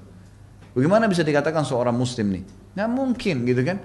Kenapa kita harus merasa aib? Saya bilang sama pengajian saya, Bapak Ibu sekalian, kalau Anda lihat pada diri anak Anda, kita bisa baca tuh. Ada anak-anak yang bisa ngontrol hawa nafsunya, ada. Masya Allah sampai kuliah pun sarjana tetap tenang, aman. Dan ikut program pengajian ada. Ada anak-anak baru balik saja, umur 17, 18 tahun sudah nggak bisa ngontrol hawa nafsunya. Kelihatan, sudah mulai kayak orang yang mencari pasangan. Kita bisa lihat sebagai orang tua. Bapak Ibu sekalian, walaupun belum selesai sekolah, lebih baik kita datangkan satu piring makanan tambahan untuk anak mantu di meja kita. Anak kita aman daripada kita biarkan tahan dia untuk bergaul bebas di luar. Zina terjadi, kita halalkan dan kita tidak mau datangkan anak mantu untuk menikah. Baik Ustaz, nanti apa yang dia mau makan? Kita yang bantu dong sebagai mertua. Bantu modal, bantu ide. Tapi anak kita aman kan? Apa kata Nabi SAW? Siapa yang telah menikah, dia telah menyelamatkan setengah agamanya. Setengah. Sudah aman tuh, karena godaan terbesar bagi laki-laki perempuan, godaan terbesar bagi perempuan siapa? Laki-laki. Kalau ada anak-anak sudah dilihat kacau nih pergaulannya, ujung-ujungnya di belakang lawan jenisnya. Pasti. Perempuan sudah mulai kurang ajar sama orang tuanya, di belakangnya laki-laki tuh. Laki-laki sudah mulai kurang ajar sama orang tuanya, di belakang ada perempuan tuh. Masalah. Kenapa nggak dinikahin Bapak Ibu sekalian? Jangan pernah hubungkan prestasi dunia dengan ibadah. Tidak ada hubungannya sama sekali. Pernikahan dengan sarjana. Nggak ada hubungannya. Masa orang harus sarjana dulu baru sholat malam? Nggak ada hubungannya. Sama sekali nggak ada hubungannya. Jadi kita hubungkan dengan itu. Lalu mereka mau makan apa? Apakah memang sarjana menjamin orang bisa dapat kerjaan? Berapa banyak orang yang tidak ada kerjaannya tapi bisa kerja, dapat, gitu kan? Banyak orang. Banyak orang. Saya tahu banyak orang kaya raya tidak ada sama sekali ijazahnya. Tentu kalau kita bisa membuat mereka punya sekolah formal, bagus. Saya berbicara anak-anak yang kemungkinan bermasalah nih. Bagaimana menghadapi mereka? Lebih bagus Bapak Ibu sekalian kita datangkan sebuah piring yang akhirnya piring ini akan membuat anak kita tenang, gitu kan? Bahkan saya terima kasus di Jakarta, semoga Allah berikan hidayah. Itu orang tuanya bangga, anaknya ada 3 atau 4 laki-laki, bawa pacarnya masing-masing. Salaman sama orang tuanya, ini gini, ini ditanya siapa, dikasih makanan, ya udah istirahat di kamar sama anaknya. Ini bukan suami istri ini, berzina di atas lantai 2, lantai 3 rumahnya nggak masalah. Aib. Tuh kenapa nggak dinikahin? Malu kalau menikah muda. Ya, subhanallah, gimana ini fitrahnya? Apa bedanya kalau dinikahin sudah sekalian? Akhirnya saya tahu kasusnya orang itu, anaknya akhirnya berpacaran, hamil di luar nikah, dinikahkan juga, tapi setelah hamil. Gimana caranya? Anak yang hamil nggak ada status ayahnya, walaupun pemilik sperma, nggak ada warisan. Anaknya perempuan nggak bisa jadi wali pernikahannya. Kenapa harus dirusak semua nih? Ini kenapa? Karena persepsi kita yang salah, tidak sesuai dengan agama dari awal. Ini perlu difahami Bapak Ibu sekalian. Pernikahan Nabi SAW dengan Aisyah yang masih muda, ya, dan Aisyah itu dinikahi oleh Nabi SAW justru karena ada Abu Bakar yang menawarkan juga Aisyah. Selain memang mimpi Nabi SAW, dan tidak ada aib. Pernah juga ada seorang wanita datang ke masjid dan menawarkan diri kepada Nabi SAW, mengatakan, ya Rasulullah, saya hibahkan diri saya. Anda mau nikah dengan saya silahkan. Nabi SAW melihat, dalam hadis dikatakan melihat wanita tersebut dengan serius. Karena laki-laki yang mau nikahi wanita boleh melihat wajah dan telapak tangan. Dan ini simbol tubuhnya. Wajah adalah simbol kepala sampai ke perut, telapak tangan adalah simbol kemaluan sampai ke kaki. Jadi nggak ada dalam Islam buka bajunya, buka jilbabnya, nggak ada. Ini sudah simbol. Lihat ini sudah cukup. Ini berarti poster tubuhnya sudah seperti ini, gambaran umumnya. Setiap orang sudah tahu masalah itu. Maka Nabi SAW melihat tidak ada hajat. Lalu Nabi SAW mengatakan kepada sahabat yang hadir, adakah ya yang mau menikahi wanita ini? Karena dia sudah hibahkan dirinya, artinya terserah Rasulullah. Kalau anda mau nikahi saya, kalau tidak tolong tuntun saya kepada siapapun. Ada seorang sahabat berdiri dan siap menikahnya, lalu Nabi SAW menikahkan dengan wanita tersebut. Di sini ulama keluarkan sebuah hukum, bukan aib seorang wanita. Kalau tahu ada laki-laki yang saleh, dia tawarkan dirinya, bukan aib. Gitu kan? Sebagaimana juga bukan aib laki-laki yang baik menawarkan dirinya pada wanita salehah. Ya. Saya mau menikah karena kesalehan kamu, gitu kan? Baik, ini adalah hal yang positif. Kemudian dikatakan sih lanjutannya, beliau menikahinya pada bulan Syawal dalam usia 6 tahun. Aisyah umurnya 6 tahun. Dan membina rumah tangga dengannya di bulan Syawal pada tahun pertama Hijriah saat berusia 9 tahun. Jadi waktu 6 tahun belum digaulin. Belum digauli. Karena waktu itu ulama mengatakan Aisyah belum haid. Tapi sudah menjadi status istri. gitu kan? Status istri. Di sini karena kesolehan Nabi SAW seorang nabi, maka Abu Bakar tidak mau kehilangan fadilah itu, dinikahkanlah. Setelah balik, karena umumnya wanita di Jazirah Arab itu balik di umur 9 tahun. Biasanya karena faktor cuaca ya, faktor cuaca di Jazirah Arab, di wilayah-wilayah umumnya panas, itu India, Jazirah Arab yang ada gurun pasir ya, termasuk di sini sebagian wilayah Rusia, itu memang biasanya wanita mereka lebih cepat balik. Ada 8 tahun, 9 tahun sudah balik. Laki-laki juga begitu, biasanya laki-laki di umur 10, 11 tahun sudah balik. Kalau wilayah kayak kita Katulistiwa, di garis Katulistiwa biasanya karena kelembaban tinggi, ini berpengaruh pada kebutuhan biologis. Makanya di Timur Tengah biasanya buluh itu lebih banyak tumbuh di badan karena faktor gen, faktor hormon ini dan faktor cuaca. Di kita di Asia Tenggara umumnya tidak seperti ini. Mungkin bulu di badan tidak terlalu banyak, hawa nafsu juga tidak seperti beratnya orang yang berada di Timur Tengah. Ini bukan karena makanan, tapi karena faktor lingkungan. Karena kalau mereka makan kambing misalnya, kita juga makan kambing. Tapi ini faktor cuaca, udara memang berbeda, gitu kan. Nah kalau kita biasa umumnya yang balik, diadakan penelitian itu kalau perempuan biasanya 13 tahun, 14 tahun, laki-laki pun biasanya berada di umur ini. Kalau ada perempuan di bawah ini biasanya memang kena faktor hormon yang ada. Nah di sini disebutkan di footnote nomor 24, ini menimbulkan banyak kecaman dari para kaum orientalis dan antek-anteknya tentang pernikahan Nabi SAW dengan Aisyah yang ketika itu masih berusia 9 tahun. Namun para ulama telah mengembalikan kecaman dan anak panah mereka pada leher mereka sendiri. Sebagaimana telah menjadi ketetapan bahwa pernikahan Nabi SAW dengan Ummul Mukminin Aisyah adalah berasal dari perintah Allah. Sebagaimana disebutkan dalam hadis, sesuatu yang berasal dari Allah, maka itu memiliki hikmah yang banyak dan besar. Di antaranya, Nabi SAW harus menikah dengan gadis belia agar ia bisa mengemban tugas dakwah dan menyampaikannya setelah kematiannya. Apalagi sudah dekat masa kematian Nabi SAW. Kan Nabi waktu menikah dengan Aisyah itu sudah di umur 53 tahun ya. Nabi SAW meninggal umur berapa? 63. Jadi cuma fase 10 tahun hidup dengan Nabi SAW. Dan ini fase kaderisasi. Makanya riwayat-riwayat kalau dari perempuan paling banyak dari Aisyah radhiyallahu anha. Bahkan setelah Nabi SAW meninggal, umur beliau itu masih ada ulama mengatakan 17-18 tahun. Tapi menjadi ulamanya sahabat. Sampai banyak sahabat yang bertanya, terutama berhubungan dengan masalah hubungan rumah tangganya Nabi SAW. Keadaan rumah, hukum-hukum wanita, haid, nifas, hukum berhubungan biologis, bermesraan dengan Nabi SAW. Ini semua dari Aisyah radhiyallahu anha. Ini salah satu di antara hikmahnya, sebab Ummul Mukminin Aisyah tergolong sahabat yang paling banyak meriwayatkan ucapan dan perbuatan Nabi SAW. Dialah yang menyampaikan kepada umat tentang kehidupan Nabi secara khusus berupa qiyamul lail, tidur, sholat, pekerjaan di rumahnya, kehidupan rumah tangga dan banyak lainnya. Ini tidak dimiliki oleh seorang pun dari istri-istri yang lain seandainya ia berusia tua. Niscaya ia mati selang beberapa waktu dari kematian Nabi SAW. Bersamaan dengan itu pula lenyapnya mayoritas sunnah dan berita tentang kehidupan Nabi SAW. Jadi ternyata betul di antara istri Nabi SAW termasuk Aisyah ini istri Nabi yang paling lama meninggal dunia. Karena masih muda. Dan dengan itu umat banyak mengambil pelajaran dari Aisyah radhiyallahu anha. Adapun bagaimana Nabi SAW membangun rumah tangga sementara usia Aisyah masih 9 tahun, apakah ini sudah pantas menikah dalam usia sekecil ini? Sebagaimana telah diketahui bahwa orang-orang yang hidup di wilayah-wilayah yang berdekatan dengan garis khatulistiwa, gadis mereka mencapai usia haid lebih cepat daripada gadis yang hidup di wilayah-wilayah yang dingin dan jauh dari garis khatulistiwa itu sendiri. Yang pertama biasa haid pada usia 8 atau 9 tahun, sementara yang kedua haidnya baru datang hingga usia 14 atau 15 atau lebih daripada itu. Yang dimaksud ini daerah gurun panas ya, seperti yang saya jelaskan tadi.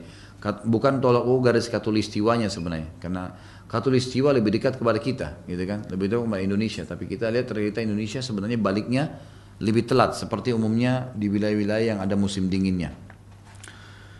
Pelajaran surat kabar Al-Jumhuriyah Al-Masriyah. Jadi kebetulan penulis ini dari Mesir beliau, dan beliau tinggal di Afrika. Maka beliau tidak mengetahui tentang kasus garis khatulistiwa itu. Jadi yang dimaksud adalah masalah hidup di dekat sekitar padang pasir. Beliau mengatakan surat kabar Al-Jumhuriyah Al-Masriyah, sama kalau kita nama-nama koran terkenal lah ya. Itu pada tanggal 1 bulan 10 1997 Masehi, pada halaman kedua menyebutkan berita ini berjudul anak wanita Pakistan berusia 8 tahun hamil 5 bulan. Jadi di Pakistan, karena termasuk daerah padang pasir, ada anak 8 tahun dinikahkan oleh orang tuanya terus hamil, gitu kan? Kok bisa terjadi? Berarti dia sudah haid di umur itu. Surat kabar ini menyebutkan para dokter Pakistan telah menemukan keberadaan anak wanita usia 8 tahun sedang hamil 5 bulan dan ini menandakan memang mereka sudah haid pada saat itu. Ini cuma membuktikan tentang masalah haid itu.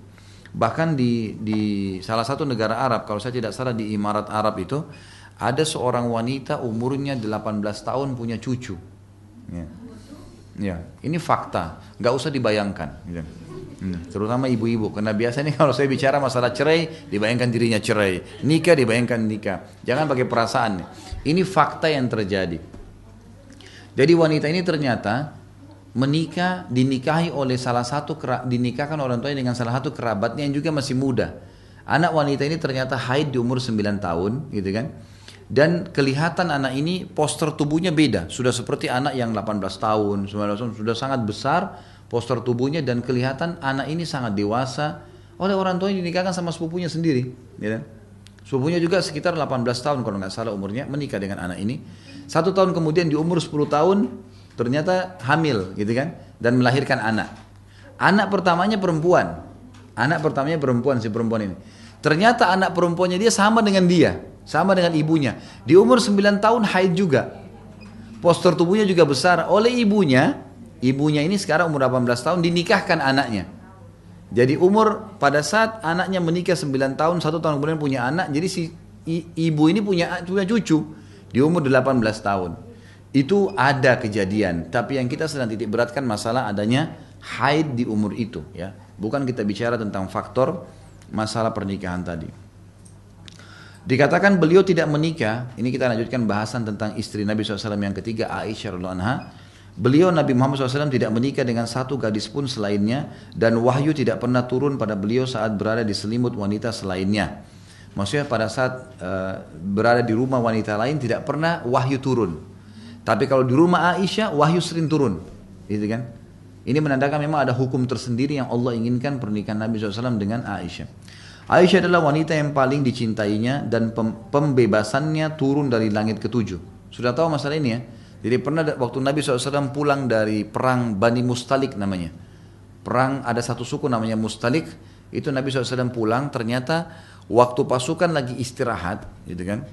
Nabi SAW bersama sahabat lagi istirahat. Aisyah radhiyallahu anha ini rupanya punya hajat. Orang zaman dulu maaf kalau mau kencing, mau buang air besar pergi ke padang pasir.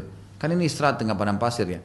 Maka Aisyah pun radhiyallahu anha keluar dari gerandahnya. Itu gerandanya dipikul oleh 4 orang sahabat, ditutup dengan gorden, dengan kain. Gitu. Kemudian Aisyah keluar dari situ, kemudian pergi selesaikan hajatnya.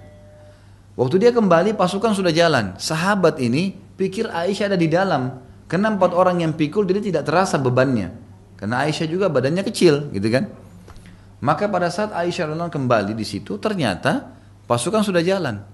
Aisyah pun turun duduk di atas sebuah batu, gitu kan. Dan pada saat itu sudah turun ayat hijab, maka beliau sudah menggunakan cadar. Kata Aisyah, saya pun membuka cadar saya untuk menghirup udara, gitu kan, lebih ini karena sambil menunggu orang. Ternyata di pasukan Nabi SAW ada satu sahabat mulia namanya Safwan. Safwan ini orang yang sangat mulia, orangnya tidak pernah ganggu-ganggu perempuan, orangnya baik sekali, gitu kan. Dan dia tugasnya karena amanah orangnya di pasukan itu Nabi SAW suruh dia terlambat. Jadi dia selalu terlambat, nanti pasukan jalan dilihat dia jalan terakhir. Nanti kalau ada pedang yang jatuh diambil, ada kendi air diambil. Tugasnya dia itu, ngumpulin barang-barang yang tertinggal. Baik. Waktu Safwan melihat Aisyah radhiyallahu anha dari jauh, kata Aisyah, dia pun mengenalku karena dia mengenal wajahku sebelum turun ayat hijab. Gitu kan? Maka dia pun berkata, Inna lillahi wa inna ilaihi raji'un. Lalu mendekatkan untanya ke arahku tanpa melihatku. Enggak memandang apa-apa nih. Dan Aisyah sudah paham unta itu disuruh duduk, maka Aisyah betul disuruh naik ke atas. Karena Aisyah termasuk yang ketinggal di dalam perang ini, harus dibawa gitu kan. Maka Safwan punya tugas, dinaikkanlah. Kata Aisyah, sepanjang jalan tidak pernah Safwan ngomong satu kalimat pun, saya pun tidak bertanya. Ini kadang-kadang ini sekalian pelajaran Bapak Ibu sekalian. Kalau tolong orang jangan tanya kamu kenapa terlambat, kamu di mana, nggak ada urusan. Sekalian kenalan, ini nggak ada. Nah iya, ini pelajaran. Karena kalau membantu orang ya bantu orang, gitu kan? Tiba-tiba misalnya kita lagi jalan ada orang jatuh ditabrak, mau dibawa ke rumah sakit, gitu kan? Lain. Ini Safwan, Aisyah mengatakan tidak pernah dia bertanya satu kalimat pun, tetap lihat ke depan dan Aisyah pun tidak bertanya. Udah sama-sama menjaga imannya. Subhanallah, pasukan Nabi SAW istirahat di satu tempat lagi, ya kan? Di kejauhan. Nabi SAW biasanya kalau perang memang membawa salah satu dari istri beliau. Nah kebetulan waktu itu Aisyah yang ikut kan, radhiyallahu anha. Nabi SAW biasa kalau lagi istirahat, istrinya turun dari geranda, bantu siapin makanan. Mungkin Nabi SAW butuh waslap biasanya dipakai di lap badan beliau untuk menyegarkan tubuh gitu kan. Layanan seorang istri kepada suaminya. Maka Nabi SAW lihat tidak ada Aisyah. Mana Aisyah? Sahabat pergi ke geranda, wahai Aisyah, Ummul Mukminin, nggak nyaut. Berapa kali nggak nyaut? Dibuka gorden nggak ada. Tersebar berita waktu itu, Aisyah ditangkap oleh musuh. Satu pasukan nih tersebar, gitu kan? Luar biasa beritanya tiba-tiba. Tidak lama kemudian sementara lagi tersebar ini jangan sampai Aisyah diambil oleh pasukan, kita harus menyerang kembali nih dan seterusnya. Dari kejauhan lagi siang bolong seperti ini, untanya Safwan jalan, Aisyah di atas. Safwan pegang. Ini kalau ibu-ibu nih, kalau bapak-bapak lihat pasangannya tiba-tiba begitu di mobil ada sama orang lain. Langsung syaitannya berbicara. Padahal belum tahu masalah nih, gitu kan? Belum tahu masalah ini gini. Maka yang paling pertama dilakukan oleh pimpinan orang munafik Abdullah bin Abi Salul, mana bisa laki-laki perempuan jalan berdua ndak zina. Langsung vonis. Tersebar itu seperti virus di dalam pasukan muslimin, Aisyah berzina sama Safwan. Tersebar berita. Ada banyak orang-orang beriman kena nih fitnah ini, gitu kan? Sampai nanti terakhir dihukum oleh Nabi SAW dengan cambukan 80 jerah karena memfitnah kan gitu. Waktu itu Aisyah tidak tahu apa-apa nih, nggak ngerti nol, nggak tahu apa-apa. Beliau pun akhirnya bilang, saya masuk ke pasukan, sementara mata-mata orang ini semuanya pada kaget karena sudah tersebar berita nih. Dan unta kan jalannya pelan, dari kejauhan berarti begitu tersebar berita itu ini makin dekat dengan pasukan makin tersebar nih. Ini kalau gosip ini luar biasa nih. Ini jangankan Nabi SAW, istri seorang ustadz selingkuh sudah heboh semua gitu. Ini apalagi istri Nabi, kacau balau semuanya. Dan ini pelajaran luar biasa Bapak Ibu sekalian. Maka yang terjadi pada saat itu Aisyah pun berkata, saya masuk ke dalam pasukan dan ternyata terdengar oleh telinga Nabi SAW kalau Aisyah berzina sama Safwan. Dan biasanya Nabi SAW kalau ada informasi apa-apa pasti wahyu turun nih. Beritakan benar atau enggak, gitu kan? Benar atau enggak. Bayangkan Bapak Ibu sekalian waktu itu wahyu terputus sebulan. Enggak ada wahyu dari langit. Bagaimana posisi bapak-bapak sekarang kalau sampai istrinya dituduh selingkuh begitu? Ya kan? Orang buru-buru mengambil langkah. Lihat pelajaran buat suami, pelajaran buat istri. Luar biasa kejadian ini, gitu kan? Maka Aisyah mengatakan saya pun melayani Nabi SAW seperti biasa. Saya tetap ceria sampai ke Madinah, gitu kan? Tapi perilaku Nabi sudah berubah, kata Aisyah. Kalau Nabi SAW datang ke rumah saya tidak seperti biasa. Ada perubahan, dia rasakan perubahan gitu. Kayak mungkin kalau istri tahu kalau suaminya cemberut, mungkin apa, dia tahu ini ada perubahan nih.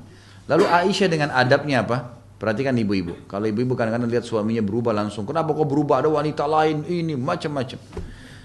Aisyah berkata, ya Rasulullah, kalau anda tidak ada hajat dengan saya. Ini lihat romantisnya dalam Islam nih. Lagi ada fitnah terjadi, ngomongnya masih santun. Kata Aisyah, ya Rasulullah, kalau anda tidak punya hajat dengan saya, izinkan saya pulang ke rumah orang tua saya. Kata Nabi SAW, baiklah. Diantar baik-baik sama Nabi SAW ke rumahnya Abu Bakar. Seperti biasa orang kalau ribut, diantar ke mertuanya. Tapi adabnya, Aisyah minta dengan baik, kalau anda tidak punya hajat. Bukan bilang, kenapa engkau marah, kenapa kamu begini. Tidak. Ya, itu lagi tambah, cerai kan biasa begitu. Tidak, wajar, memang benar. Sering terjadi. Dan perlu Bapak Ibu tahu, sebab kita bahas mahkota pengantin untuk mencairkan semua nih. Jadi nanti ke depannya berubah semua nih. Harus berubah sesuai dengan agama Islam. Kalau enggak jadi kacau semua nih. Rumah tangga akan sangat luar biasa kalau Islam yang diterapkan. Yang terjadi Bapak Ibu sekalian, kata Aisyah, kemudian saya pun pulang ke rumah orang tua saya tetap ceria. Enggak ngerti apa-apa nih. Beliau tidak ngerti apa-apa subhanallah gitu kan. Sampai datang seorang wanita dari Ansar yang datang melihat Aisyah, waktu datang disambut sama Aisyah, dipeluk, ngobrol, canda kayak teman lagi sama temannya, nggak ada masalah gitu. Perempuan ini rupanya merasa prihatin, lalu dia mengatakan, wahai Aisyah, wahai anaknya orang yang terpercaya, Siddiq, apa kau tidak dengar apa yang tersebar di Madinah? Kata Aisyah, tidak, sama sekali saya tidak tahu ada apa. Mereka telah membicarakan sesuatu yang buruk tentang kamu untuk kau di atas tunggangannya Safwan, telah tersebar berita kau berzina dengannya. Kata Aisyah, tiba-tiba seluruh tulang saya jadi lemas, jatuh terduduk di lantai dan menangis sambil berkata, apakah mereka menyebarkan itu? Kata perempuan tersebut, iya wahai Aisyah, mereka menyebarkan itu. Apa kau percaya? Dia bilang tidak, saya tidak percaya. Saya tahu siapa kamu. Tapi di Madinah ini, satu Madinah sudah dua kubu nih, yang percaya dan yang tidak percaya. Kata Aisyah, saya pun menangis dan saya hanya berkata, ini sebabnya kenapa Rasulullah SAW berubah. Saya sudah mulai tahu nih, kata Aisyah. Semenjak itu saya menangis terus, gitu kan. Nabi SAW tunggu wahyu untuk memberitahukan ini benar atau salah nih, tapi sebulan gak ada wahyu. Nabi SAW coba beristihad, hari demi hari berdoa, belum ada datang wahyu. Sampai puncaknya setelah sebulan, Nabi SAW sudah pisah rumah sama Aisyah, gitu kan. Tapi mengunjungin iya, gitu kan. Tapi di rumah situ. Maka setelah disampaikan oleh wanita dari Ansar tadi, Aisyah sudah merasa tahu, oh ternyata ini masalahnya. Nabi SAW rupanya waktu itu tidak mengunjungi Aisyah, tapi Nabi SAW lagi mengumpulin sahabat dari sahabat Muhajirin dan Ansar di masjid beliau. Lalu beliau mengatakan, kenapa ya ada orang yang menyakiti aku di keluargaku, menuduh keluargaku sesuatu yang tidak benar dan aku tidak tahu kecuali kebaikan darinya, dan menuduh salah satu sahabatku, maksudnya Safwan, orang yang sangat takwa kepada Allah. Kenapa ada orang sebarin berita ini nih? Semua orang di Madinah tahu penyebarnya adalah kepala munafik Abdullah bin Abi Salul. Tapi adabnya Nabi, Bapak Ibu sekalian, dalam Islam begitu. Kita kalau benci pun sama seseorang, jangan sebutin namanya. Nabi SAW tidak bilang, ini si fulan nih, enggak. Padahal Nabi SAW Nabi, raja, bisa ambil keputusan pada saat itu. Mungkin kalau raja sekarang itu main hukum sembarangan saja gitu kan. Ini enggak, Nabi SAW cuma mengatakan kumpulin sahabatnya. Kenapa ya? Ada di antara kalian gitu kan, yang menyakiti saya di keluarga saya. Katakan istri saya selingkuh dan segalanya. Sahabat saya yang saya tidak tahu kecuali orang yang sangat bertakwa kepada Allah. Lalu rupanya sahabat ini sudah tahu nih siapa yang dimaksud. Orang ini Abdullah bin Abi Salul, kepala munafikin dari suku Khazraj namanya. Di Madinah dulu ada dua suku Arab Madinah yang nanti namanya Ansar, Aus dan Khazraj, dua suku ini. Nah, Aus dan Khazraj ini, dari Khazraj itu ada Abdullah bin Abi Salul nih, kepala munafikin yang buat fitnah. Maka tiba-tiba berdiri orang dari Aus, dari suku yang satu, mengatakan, ya Rasulullah, kami tahu siapa yang Anda maksud. Perintahkan kami tebas lehernya. Ini dari Aus nih. Berdiri satu orang dari Khazraj, dia tahu siapa yang dimaksud nih. Ini sudah mulai muncul fitnah besar, suku sama suku sudah mulai perang nih. Kata si dari orang Khazraj ini kepada Aus, demi Allah, kau tidak mengucapkan itu kecuali karena kau tahu dari suku kami. Kenapa kau berani mau tebas lehernya? Ribut nih. Berdiri lagi satu orang dari Aus, dihardik lagi yang tadi yang satu nih, yang terakhir. Dikatakan kamu munafik, kenapa kau bela dia? Ini menyakiti Rasulullah, tebas lehernya, ribut nih. Waktu Nabi SAW lihat ribut sahabat, turun dari mimbar. Nabi diam, gak ngomong apa-apa. Ini tambah besar fitnahnya. Sahabat pun sering ribut nih. Ini luar biasa gitu kan. Maka Nabi SAW pun menuju ke rumah Abu Bakar. Ini sekarang keputusan terakhir nih. Wahyu belum turun. Beliau datang ke rumah Abu Bakar. Setelah salam sama Abu Bakar mertuanya, gitu kan. Kemudian beliau datangi Aisyah. Aisyah lagi nangis, gitu kan. Rupanya di sini Aisyah sudah tahu berita. Awalnya tidak seperti itu. Lalu kata Nabi SAW, ini lihat adab seorang suami pada istrinya, kalau informasi masih simpang siur, belum jelas, apa yang harus dilakukan? Nabi SAW duduk dekat Aisyah lalu mengatakan, wahai Aisyah, dengan suara baik, santun, kalau kau benar melakukannya, bertaubatlah sama Allah. Allah Maha Pengampun. Taubat, kalau kau lakukan benar, taubat, itu jalan kunci. Kalau kau tidak lakukan, pastikan Allah akan menurunkan pembelaanmu dari langit ketujuh. Aisyah bilang, tadinya saya lemas, nangis, berhari-hari gak mau makan. Ini sampai malu rasanya mau keluar rumah nih. Satu Madinah tahu kalau ada berita tentang zina. Dia bilang, tiba-tiba saya punya kekuatan, saya berdiri dan saya mengatakan, ya Rasulullah, Anda pun terpengaruh dengan informasi itu. Artinya, luar biasa kalau sampai suami saya pun begitu. Nabi SAW diam. Kata Aisyah, wahai ayahku, Abu Bakar, tolonglah. Ya, jawab Rasulullah SAW. Jangan Rasulullah pun terpengaruh dengan berita itu. Saya nggak lakukan. Apa kata Abu Bakar? Ini ibu-ibu ambil pelajaran. Subhanallah. Orang kalau kena fitnah, sabar, Tuhannya bersama dia. Kata Abu Bakar, wahai anakku, saya tidak tahu mau jawab apa Rasulullah. Saya tidak tahu itu benar atau tidak. Kalau saya bela kamu, kemudian kamu lakukan, saya salah. Kalau saya mengatakan kau tidak lakukan, saya tidak punya bukti. Aisyah terputus dari suaminya.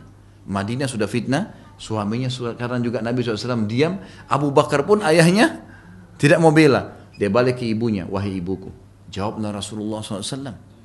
Jawab nih, ini fitnah besar. Kata ibunya sama Abu Bakar. Hai anakku, saya tidak tahu mau jawab apa Rasulullah. Saya nggak tahu ini benar atau tidak. Kalau saya bela kamu, sementara kau lakukan, saya berdosa. Tapi kalau saya mengatakan kau tidak lakukan, ternyata lalu saya mengatakan kau tidak, saya tuduh kamu, saya salah, nggak boleh. Gitu kan? Lalu Aisyah mengatakan, pada saat itu seluruh tubuh saya lebih remuk dari sebelumnya dan luar biasa saya merasa sudah tidak tahu harus buat apa. Sambil menangis dengan suara keras saya mengatakan, saya hanya mengucapkan. Dia bilang, ya Rasulullah, kata Aisyah, ya Rasulullah, demi Allah saya tidak akan tobat kepada Allah masalah ini karena saya tidak melakukannya. Saya tidak berzina, untuk apa saya tobat, gitu kan? Lalu kata Aisyah, ya Rasulullah, saya hanya akan mengucapkan apa yang diucapkan Yaqub alaihissalam, ayah Nabi Yusuf. Pada saat Yusuf hilang, Allah menceritakan dalam Al-Quran, innama ashku bathi wa huzni ilallah. Saya hanya keluhan, saya akan sampaikan keluhan dan kesedihan saya kepada Allah. Kalian semua tidak percaya, saya kembalikan kepada Allah. Pada saat Aisyah menyebutkan kalimat tersebut sambil menangis, maka Nabi SAW tiba-tiba menyudut ke sudut di sudut rumah itu. Biasanya Nabi SAW kalau begini ada wahyu mau turun. Maka beliau pun menyudut, lalu kemudian turun wahyu. Beberapa saat kemudian kata Aisyah, saya melihat Nabi SAW berkeringat, karena beliau biasa kalau turun wahyu berkeringat. Kemudian beliau mendekati Aisyah dan berkata, berita gembira wahai Aisyah, Allah telah turunkan pembebasanmu dari langit ke-7. Maka subhanallah, pada saat itu Bapak Ibu sekalian, Allah subhanahu wa ta'ala membela Aisyah dari fitnah tersebut dan sampai hari kiamat dikenang. Sebagaimana saya ceritakan sekarang ke Bapak Ibu ini, maka siapapun yang faham tentang sunnah Nabi akan membela Aisyah sampai hari kiamat. Satu kali dituduh, fitnah 1 bulan, Allah bela seumur hidup dunia ini sampai hari kiamat. Bagaimana orang kalau sabar, bagaimana suami sabar, bagaimana istri sabar. Ada fitnah terjadi, jangan buru-buru menghakimi, menuduh, menyalahkan, karena kita tidak tahu. Tapi Allah tidak akan tinggal diam dengan kejadian yang ada. Allah akan bongkar dengan caranya. Sabar, pahala sabar didapatkan kalau cobaan datang. Kalau nggak ada cobaan, kapan kita bisa dapat pahala sabar? Nggak boleh buru-buru. Ini makna daripada perkataan tadi di sini dikatakan, dan dialah adalah wanita yang diturunkan pembebasannya dari langit ke-7. Ini maknanya. Lalu Nabi SAW tentu menghukum, diperintahkan oleh Allah untuk mencabuk orang-orang yang membuat fitnah, 80 jerah. Umat yang telah sepakat atas kekafiran siapa saja yang menuduhnya berzina. Kalau ada yang sudah turun ayat, sudah membebaskan Aisyah radhiyallahu anha, kemudian masih dia katakan Aisyah berzina seperti orang-orang Syiah sekarang, udah itu jelas kekufuran. Gimana caranya istri Nabi dituduh berzina? Gak mungkin. Zaman dulu saya dituduh terus turun ayat membelahnya, gitu kan? Ia adalah istimewa yang paling fakih. Jadi Aisyah memiliki istimewa, istri yang paling istimewa dan paling fakih, paling faham hukum fikih dan paling tahu tentang urusan agama. Bahkan ia adalah wanita yang paling fakih dan paling tahu tentang urusan agama dari kalangan wanita umat ini secara mutlak. Para pemuka sahabat Nabi merujuk pada ucapannya dan meminta fatwa kepadanya. Ada yang mengatakan bahwa ia membuang kata-kata dari Nabi SAW, namun ini sama sekali tidak terbukti. Ada yang mengatakan Aisyah dusta, itu tidak benar. Sebagaimana dikarang-karang oleh orang-orang Syiah ini. Mereka memang membenci para sahabat, dan subhanallah orang yang paling dibenci adalah orang-orang justru yang paling dekat dengan Nabi SAW. Sampai saya kadang-kadang melemparkan perkataan yang mudah-mudahan orang Syiah bisa faham tuh. Kadang-kadang kalau kita tanya, ada orang Syiah, pernah teman saya berbicara sama orang Syiah, kebetulan mereka dekat dan sama-sama turunan habaib nih, turunan Nabi, gitu kan. Yang satu Syiah, yang satu Sunni, gitu kan. Yang Syiah, yang Sunni ini berkata kepada yang Syiah, bagaimana kabar antum? Oh baik, alhamdulillah.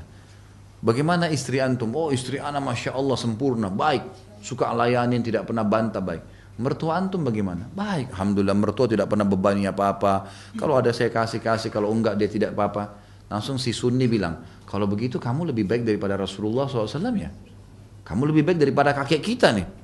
Tiba-tiba kaget si Syiah ini. Dia mengatakan, kok bisa? Tentu saja Rasulullah lebih baik. Kata dia, enggak. Pasti kamu lebih baik. Karena bagi kamu mertua Nabi itu buruk. Abu Bakar dan Umar. Kau mertuamu baik.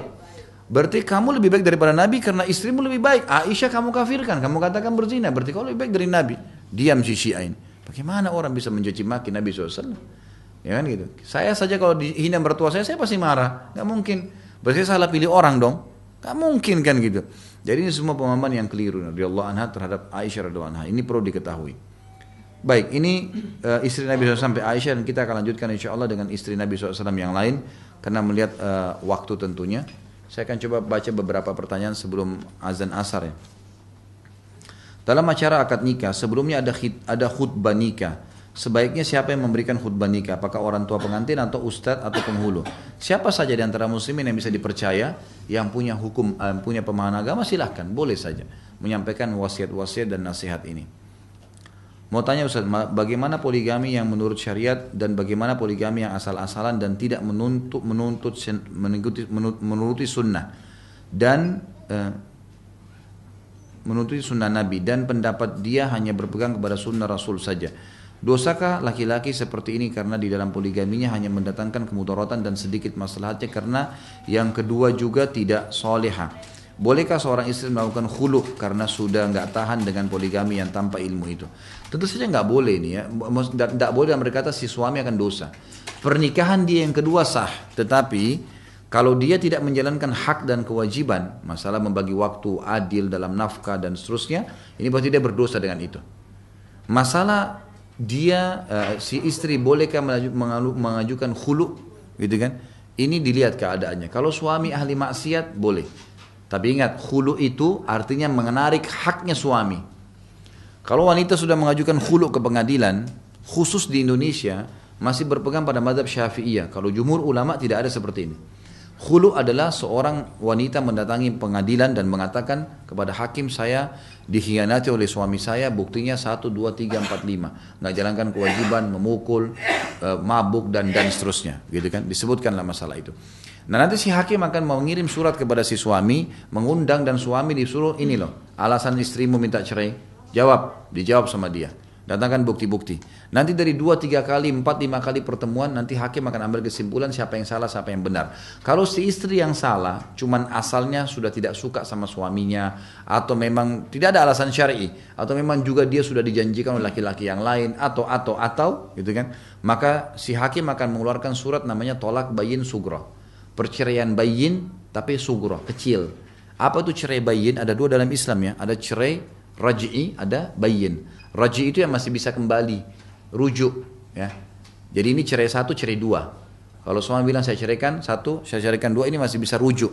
Selama masa iddah 3 kali masa haid boleh kembali tanpa nikah. Boleh kembali tanpa nikah, saling maafin, berhubungan biologis sudah. Selama 3 kali masa haid masih boleh. Kalau lewat dari masa 3 kali masa haid harus nikah baru, seperti baru pengantin baru. Kalau tolak bayin sudah 3 kali diucapkan kalimat cerai, si suami istri nggak boleh bersatu lagi kecuali si mantan istri nikah sama laki-laki lain dan pernikahan normal terjadi perceraian dengan suami kedua, bukan direkayasa, maka terbuka variabel kembali dengan mantan suami pertama. Ini namanya tolak bayin. Tetapi dalam mazhab Syafi'iyah ada hukum tersendiri.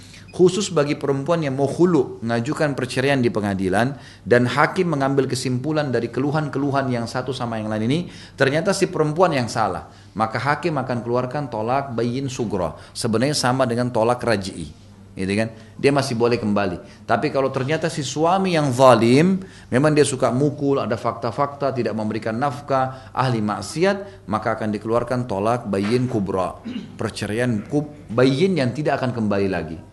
Nggak boleh kembali lagi di sini, kan gitu.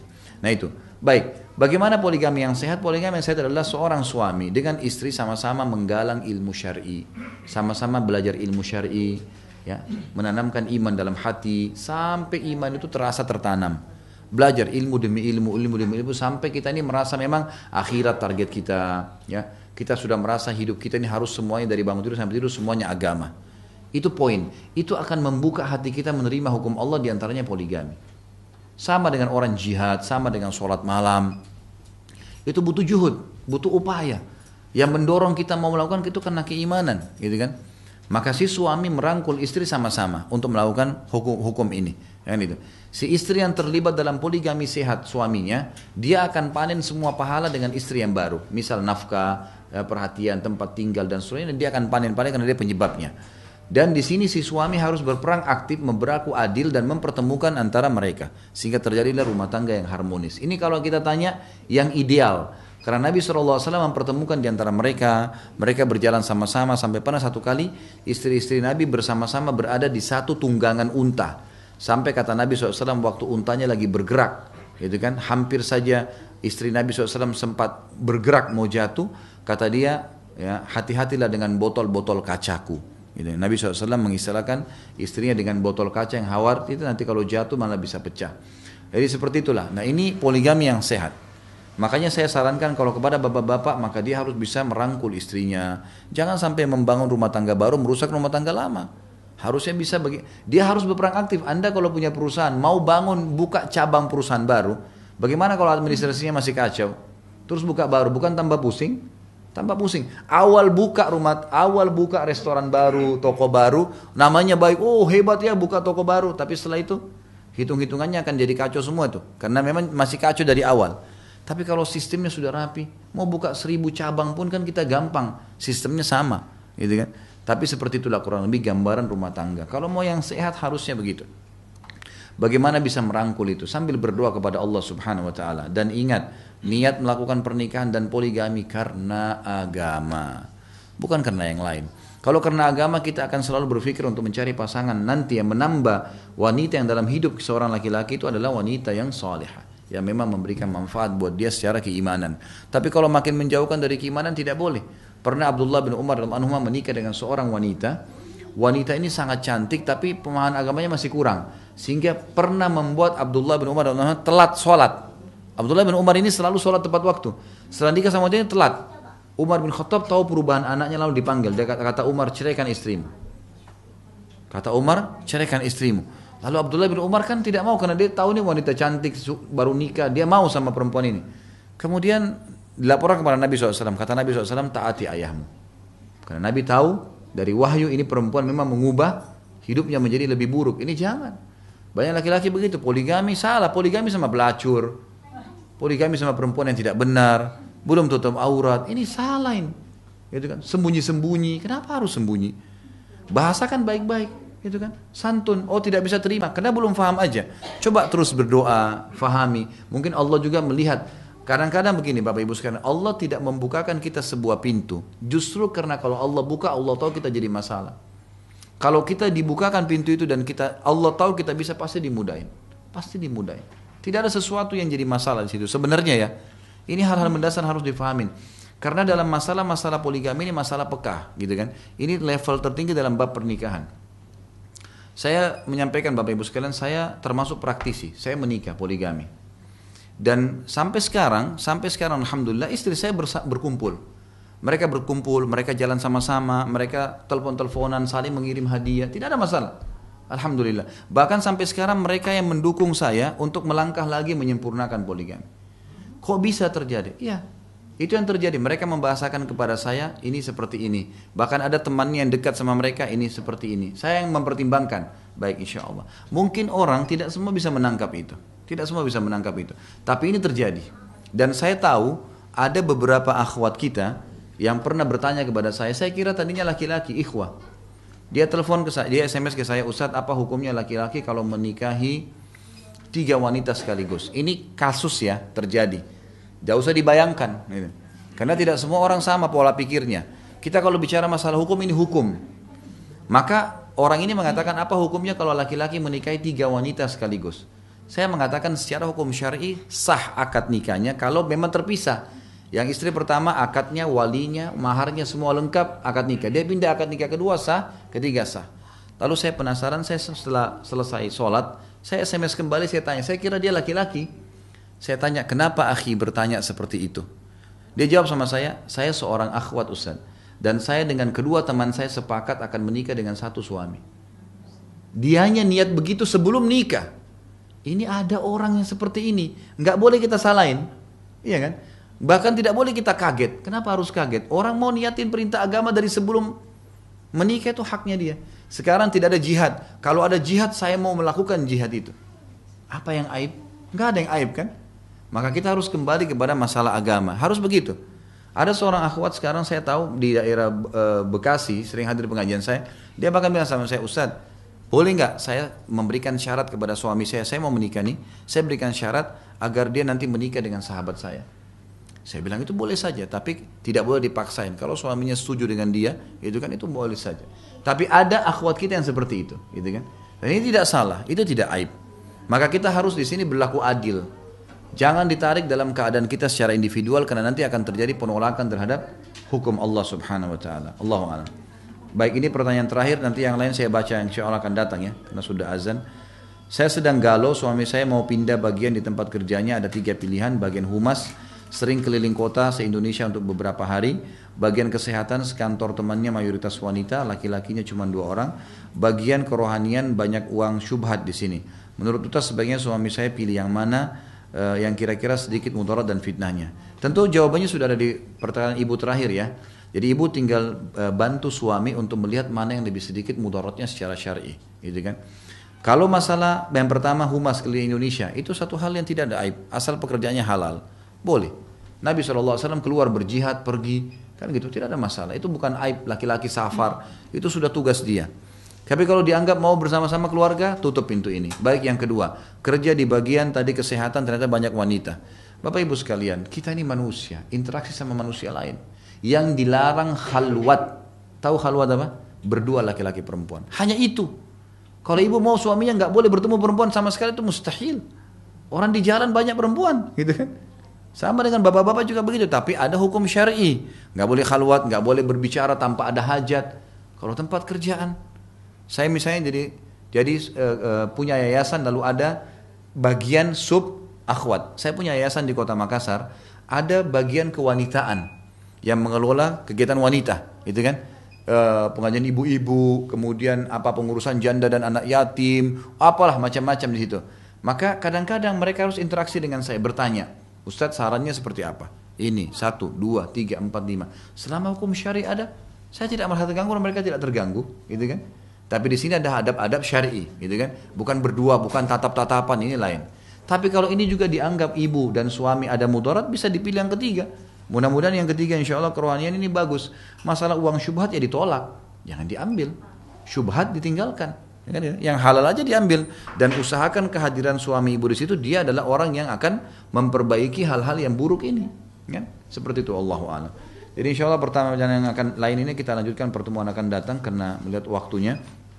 Baik, mungkin sampai sini dulu, mudah-mudahan bermanfaat apa yang kita bahas, dan semoga Allah SWT menjadikan ini tambahan amal kita di timbahan amal hari kiamat, dan semoga semua orang yang sakit disembuhkan penyakitnya, semua yang tidak utang dilunasi utangnya, semua yang sudah pernah berbuat dosa yang hadir di sini, dan seluruh keluarga kita, kerabat kita, juga seluruh muslimin dan muslimat yang masih dan juga sudah meninggal diampuni semua dosanya, bahkan Allah dengan kemahamurahannya menggantinya dengan pahala, dan seluruh muslimin di Palestina, di Syria, di Yaman, di Irak, di Myanmar diberikan kemenangan, dikokohkan telapak kaki mereka, diikhlaskan niat mereka, serta diterima para syuhada mereka, dan Allah partisipasikan kita bersama mereka di pahala, baik dengan doa dan harta juga dengan jiwa kita. Dan semoga Allah dengan kemahamurahannya yang saya yakin sedang melihat kita sekarang, dan malaikatnya juga sedang hadir di majelis ilmu ini untuk menyatukan kita di surga firdausnya tanpa hisab, dimana ia satukan kita di majelis ilmu yang mulia ini. Kalau benar dari Allah, pada saudara saya mohon dimaafkan. Subhanakallahumma bihamdika asyhadu an la ilaha illa anta astaghfiruka wa atubu ilaik. Wassalamualaikum warahmatullahi wabarakatuh.